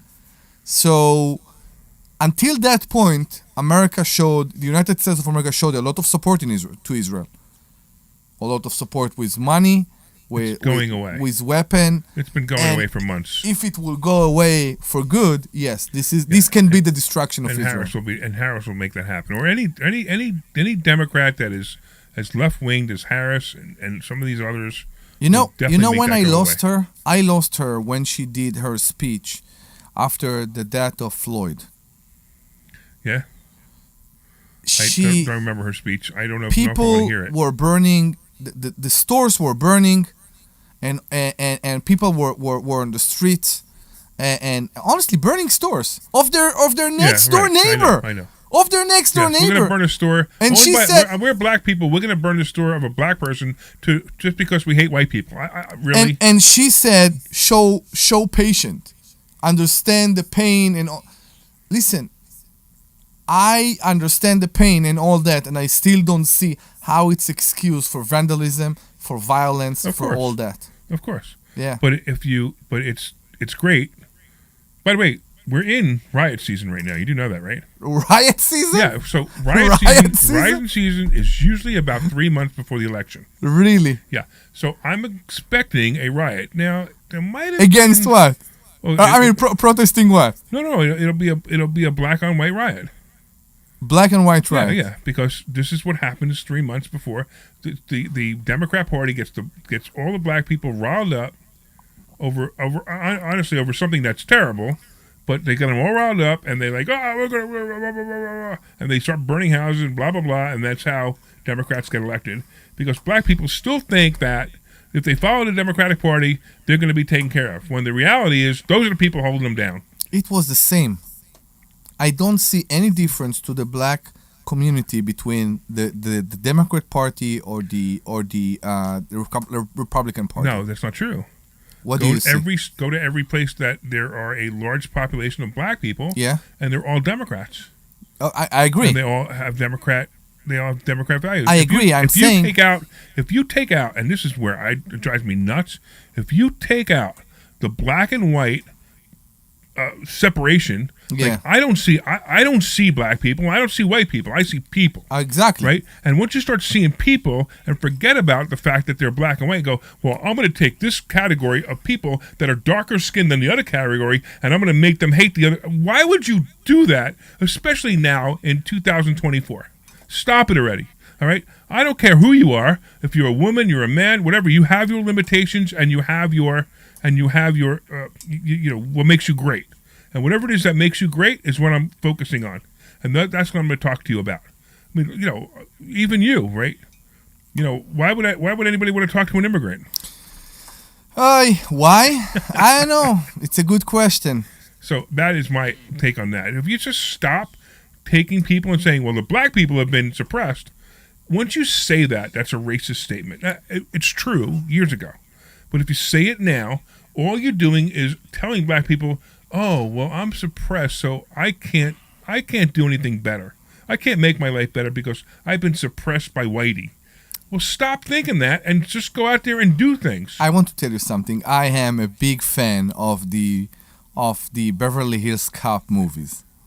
Okay, I saw all of them. I saw each one. You see the new one? 10 times. I just saw the I new just saw one. the new one too. Yeah. I saw the new one a few times, actually. I saw it. Now, it hurt my ears more. All those jokes. I know he make it in a very humoristic way. I know he used to do that in the previous movies, and he's doing that here also, about what a black person is allowed to say, while what a white person is allowed to say. And he make fun of that in a way. But it's true. What was true? It's still true. It's still true that a person, that a white person needs to be more careful with the word when he talk to a black person, and how a black person committing a crime, needs to be more careful than a white person, which I don't see it. Again, I don't. This is all stuff that's keeping the black people down, and they have to stop. Because once they say, hey, listen, and you have a 2024 movie with all those things inside of it. I'm not listening to this anymore. And once they stop listening to this, it doesn't matter if they vote Democrat or Republican. I don't care. No, I agree. But if they stop listening to the Democrats and saying that these, what do we have? We have a friend who says black people are dumber than white people because they eat at Burger King. Yeah. Right? I mean, come on. That just makes absolutely no sense. And I agree. And she is a liberal Democrat blaming Burger King for making people dumb. But when you say she don't blame Burger King. What she actually say is that people has less resources and then they have to go and buy junk food, which is, I think it's not true anymore. Well, whether they have less resources or not, as soon as you say that, black people are dumber than white people, that's racist. It's not dumber. It's that because their nutrition based on junk food, their brain is less developed. And I agree. Kimmy is yelling at us. Kimmy is trying to beat Debbie right now. She's right. Get back on track. So we actually went off like such a tangent over here because it was such an interesting tangent. Yeah, it was. Because I was just getting concerned because the reason I was talking about the fact that the stock market went up. We should never go to politics. And now Kamala Harris has a chance where Biden had no chance, and that's what took the stock market down. Thank you so much, Kimmy. Yeah, we needed it. Kimmy's bringing us back. Kimmy's being Dr. Deb right now. Yeah, I know. Because Dr. Deb would be yelling at us right now. Get on track. Talk about finances. This show's about finances, not politics. Can we go for a commercial break? I think it's short time. One? Let's do it. Yeah. This is Larry Steinhouse with Invest. You're clear. Thank you. Money hacks. And thank you, Kimmy. From my radio shows, and you may eat from some of these commercials. Be careful how you word stuff, guys. Money. What did we do? Omri, you said their brains are less developed because of the junk food, and I agree. No, that's not what he said. He didn't say he agreed with that. And about how to use your IRAs properly. I know what he was getting at, but it's like just you got to be careful how stuff sounds. Yeah. No. Of course not. The point is that I don't agree with that. I agree that you can't base yourself on junk food alone because... But they're not eating just junk. Right, I know. The whole statement is so racist and so wrong. But you know what a lot of this stuff is what is it? A perpetual motion machine. They want to keep all exactly. this stuff That's going. exactly right. To get a 50% discount just on remember, the ticket, guys, we're go still to live on Facebook. mmw.com. I know. I didn't say anything. This is Larry Steinhouse with Investor Schooling. Do you know when the best time to buy investment properties is? It's now. It's always now. You just need to learn how to buy them correctly. Go to investorschooling.com. Let's talk about my sign up house. For a complimentary Do you class want to? this Thursday night, Yeah, okay. and learn how to buy investment properties and make money every time. That's right. That's what we teach. We teach how to buy investment properties and make money every time. Go to investorschooling.com and RSVP right now. Take a class this Thursday night at 7 o'clock. That's investorschooling.com. This is Larry Steinhouse. All right, we'll be back in 30 seconds. Retirement. Have you prepared everything you need? Well, at Investor Schooling, we will teach you ways to better prepare for your retirement using real estate and the stock market. But you need to learn how to do it right. And that's what we teach. At Investor Schooling, we sell nothing but education. Come to Investor Schooling and learn how to have a better retirement. Go to investorschooling.com and RSVP right now for this Thursday's class at 7 o'clock. Go to investorschooling.com. That's investorschooling.com. This program is paid for by Investor Schooling. We're back. All right, everybody, welcome back to the Larry Steinhouse Show. We went off the rails a couple minutes ago. We always say that we talk about politics. That was the first time we really got deep into We it. should never talk about politics. I know. Anyway, so we are really a financial show, but we were talking about what happened in the stock market and why Kamala Harris has just made the stock market go down because everybody expected Trump to win, et cetera. And then we went off into politics and we went off into Israel. And so if you guys were listening, I mean, it was good stuff, but it wasn't really typically what we talk about. No, it's not. But I do want to shout out and say hello to a couple of people. We have Blake listening. Blake is my plumber, and Blake is actually in Delaware in one of my units right now, fixing one of my units while he's listening to us on the radio. Isn't that cool? So, Blake, I want you to be my plumber. I know you're busy, but I always hear how good you are. Can you please be my plumber? Blake is the best plumber I have ever hired. I know. Right? He is so good, but he's just like, he's got an attitude, and his attitude is, he wants to make sure that everything goes well for him. Like, I don't mean like at the site. I mean, he fixes some crazy stuff, but like if there's no parking, he's not gonna wait around for you to solve the problem. If your tenant's not there, he's not gonna wait around for your tenant. I'm fine. Because he is so busy. I would that be there with him. He doesn't need your business. And the best part about him is because of that, he takes really good care of me. He takes really good care of people that I refer him to. So I'll refer him to you, Omri. But I really want him. Yeah. But you got to make sure that that he's there for you. That you're there for him. I will. All right. Cool. What are we talking about? What else? All right. We went so far off on that tangent. I don't even. But get the phone number so people could call in. What's the phone number? You know. Yeah. I think I know. It's 855-939-1137. That's 855-939-1137. 855-939-1137. It's funny that everybody remember the 1137.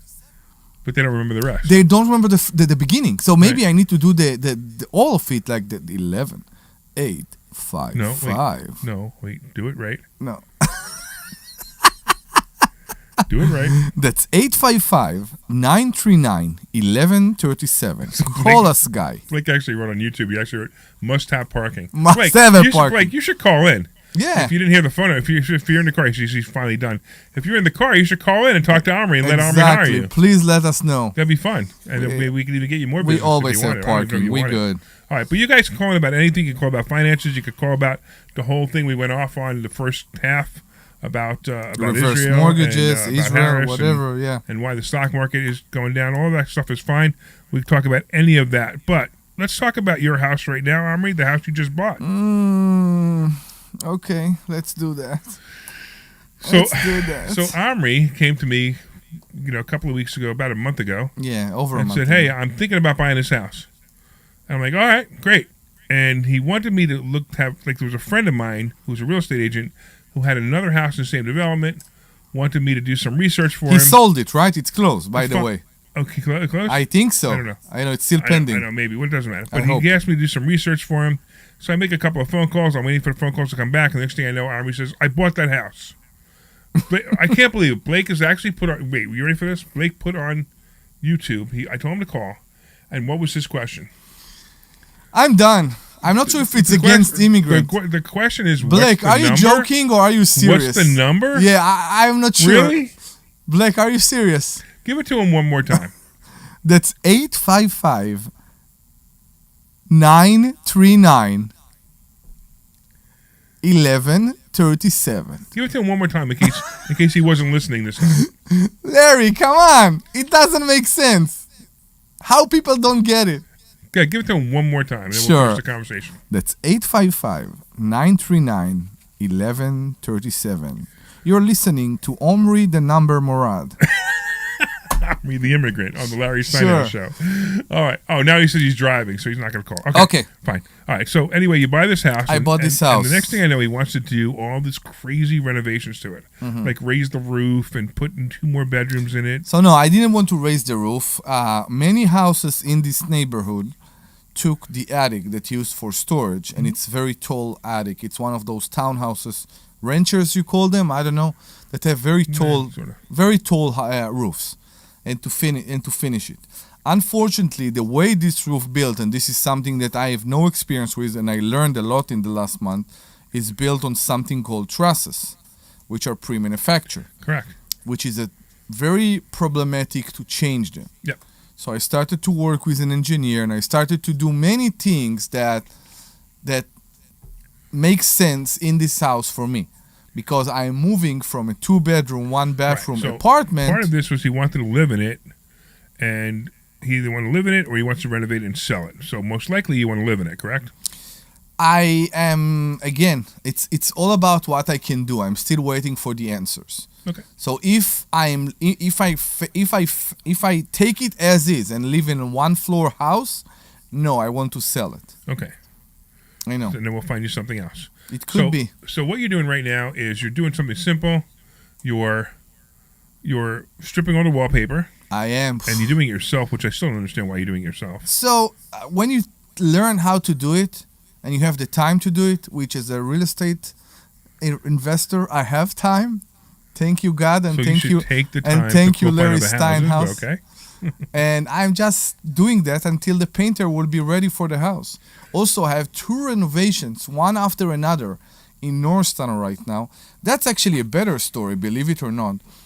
We were on our way from Boston last week, and I got a call from a tenant saying she's leaving. And the problem is she don't speak English. And she's living with, it's a big family, 7 people at least in this house, but it's also a very big house, a 5-bedroom house. And I tried to get from her with all the Google Translate and all that. I'm typing in English. She's, I guess, using some translating platform. And she's trying to explain to me that she wants to move out. And I told her, the lease just got renewed for another lease, for another year. What's going on? Is it the rent increase that tell me what's the problem? And she never got back to me, and she said she will come to talk to me, and she never did. And then on Wednesday, I believe, it was Wednesday of this week, I call her again. I actually text her, and I'm trying to figure out like if she can come and meet me. And she texts me back, we are packing. I said, okay, what do you mean? She said, you will get the keys by the end of the day. That was July 31st. I hope to hear something in advance. Right, sure. Yeah, nothing in advance, and they were there. So actually, my wife and my contractor, my employee, were in the area. So I sent both of them immediately there, and they were sitting with them. All right, I'm going to interrupt your story. You know why? Why? Because Blake actually called in. No, he didn't. Yes, he did. So what's up, Blake? Hey, what's up, Larry? Did you fix my pipe? Yes, I did. That's such an odd-sounding question, though, isn't it? Go ahead. I fixed it, had your tenant check it out, everything. I drained it. There was a big clog, as I showed you on the pictures. I cleared it out. It's perfect right now. So it's really the Larry Steinhouse show. You're running your business right now. Well, I told you. I told you how to be an investor, right? Yeah. It's four letters. IMPC. Yeah. IMPC. I make phone calls. Yeah. I make a phone call. Actually, I don't even make a phone call anymore. Now I send text messages. Yeah. So I send a text message to Blake. He goes, "Give me the tenant's name." Boom, and he goes out. All right. So what did you wanted to talk to? Did you want to talk to Omri, Blake? Yes, he said he wants me to do some work. Wasn't I at one of your properties last year? Yeah, and there was no parking. I think you were, and I don't know what happened. There is a parking there, Blake. There is a parking in the alley in the back. We should just, I will give you my number, and we should start communicating better. So what I actually want from you is there is a good chance that I will need you in my recent purchase to convert a 2-inch pipe that go from the T to the kitchen and convert it to a 3-inch pipe, as we will do a bathroom there. And for a bathroom, of course, I need at least 3-inch. For a toilet, I need at least 3-inch. So that will include, I believe, cutting the concrete, replacing this pipe, and it's not easy, but needs to be done. He would only do that for me or you. He wouldn't do it for anybody else. Langhorne, Pennsylvania. Where is this located? Langhorne.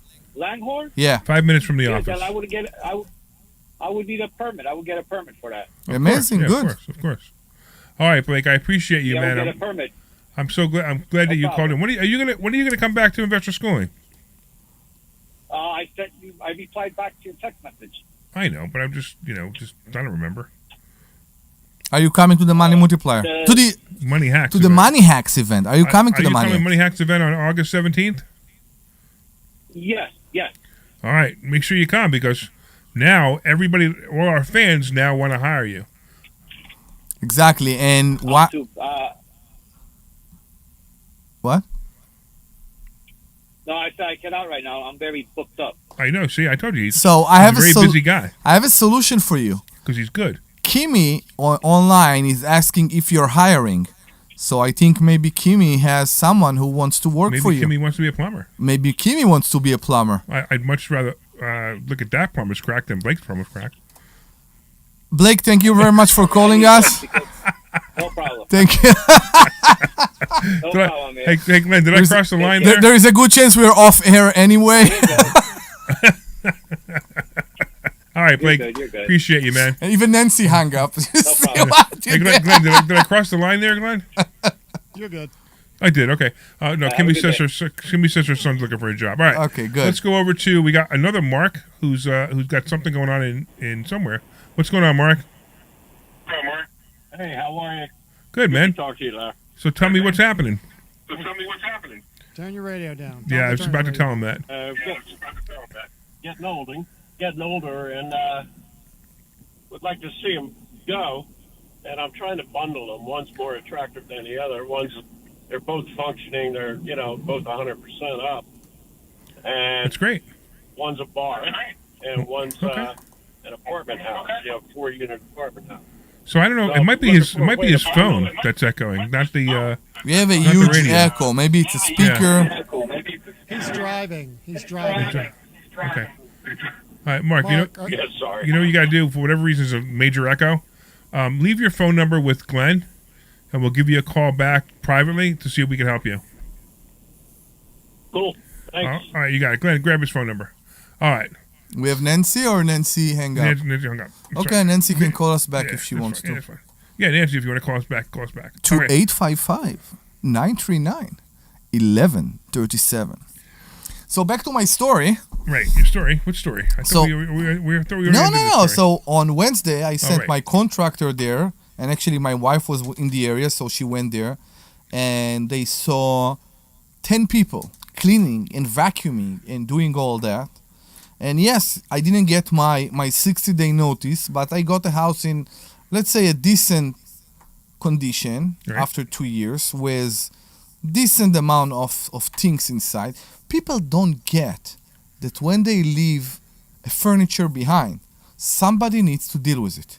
And if it is in the 3rd floor, in the back bedroom, and it's so hard to get, and they chose not to take it with them, it means that I will need to find someone that will take it out and trash it or recycle it. And it will be difficult to this person too. So it will cost them money or effort anyway. Right. People think that they can leave their furniture in the house. It's They insane. can't. Matter of fact, I'm going to charge them more than it would take them to take it out themselves. I agree. So if they take it out themselves, whatever they do with it is fine. But I'm charging them $150 to take it out, and then I'm going to find whatever it costs to dump it. I'm going to charge them that too. Larry, mattresses to recycle, those days cost tons. Yeah. It's like $150 a mattress. To just to bring it to the dump. I know. Yeah. And people don't get it. They people don't understand. don't understand that. And we were there. I was just in a position last month. My favorite is when they say, "Can't you next tenant use it?" Will you use somebody else's mattress? No. Exactly. I know, but I just find it funny that they actually say that. Yeah, and I stopped I thought peeing maybe it your back. next tenant can use it.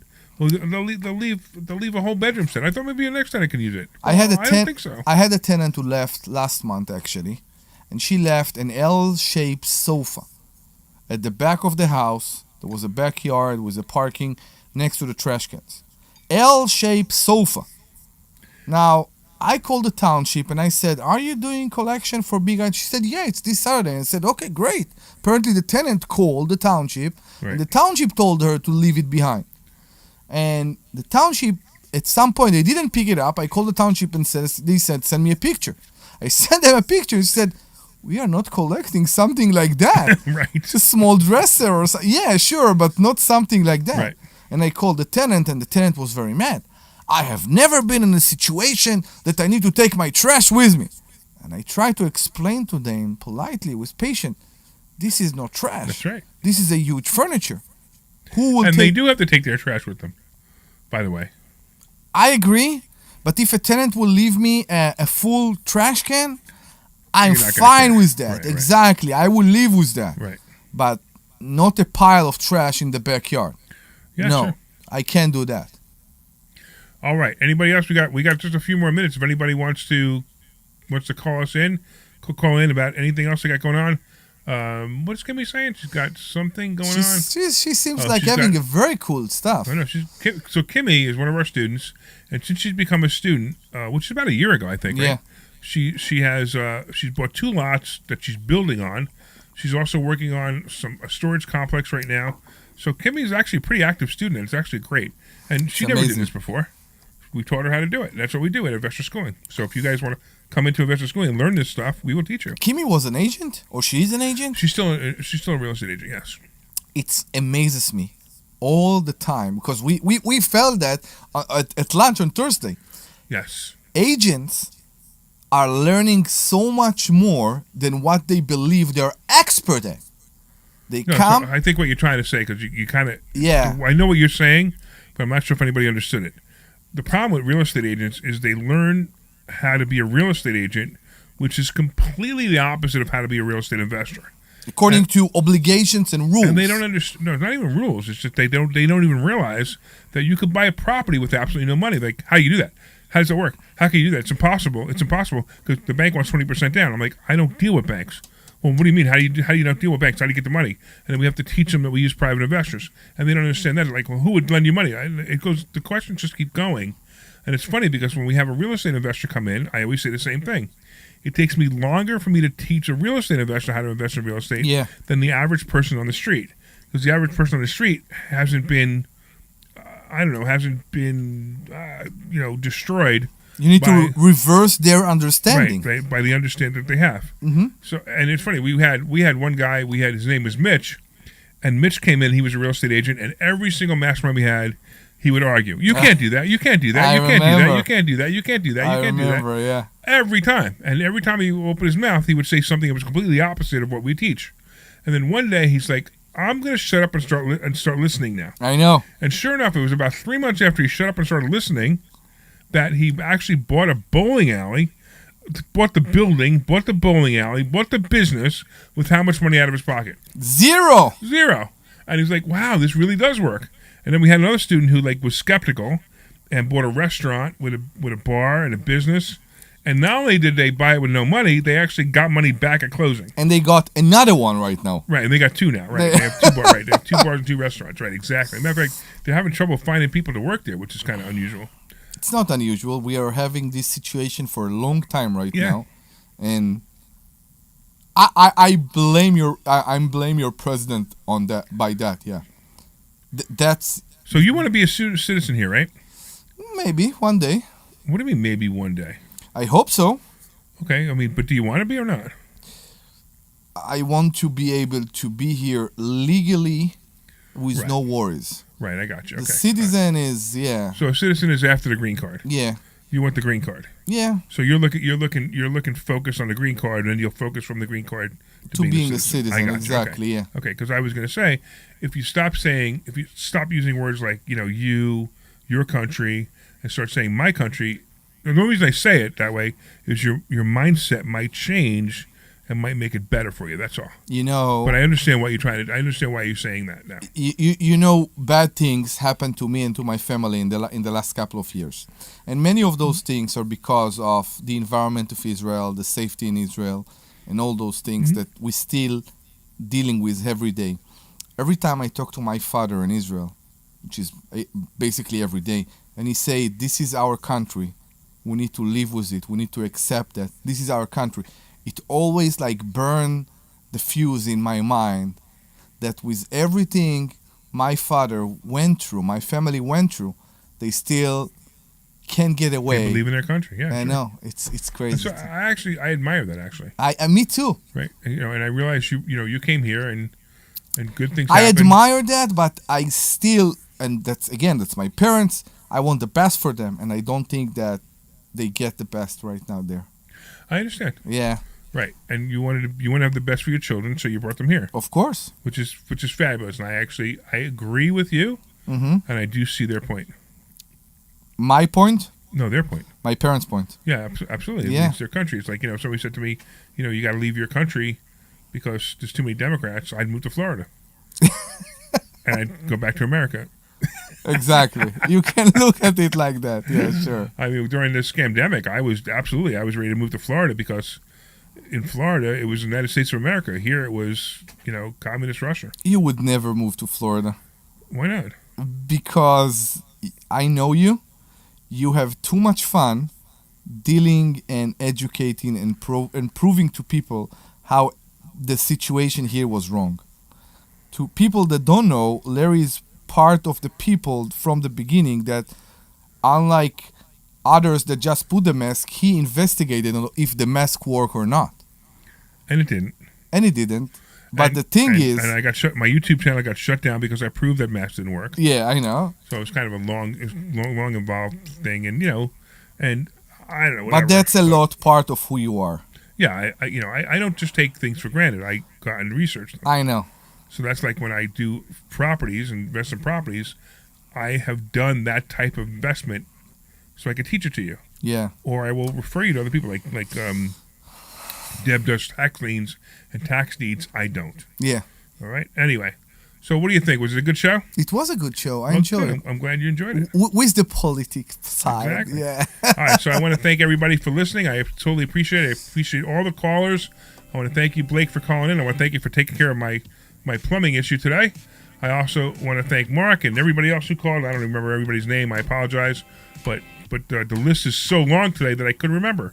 Go to investorschooling.com. That's investorschooling.com and take a complimentary class this Thursday, and you can learn about all the things that we teach, and you get to meet Omri as well. So go to investorschooling.com, and we will see you Thursday. Bye-bye. You're clear. Hang on.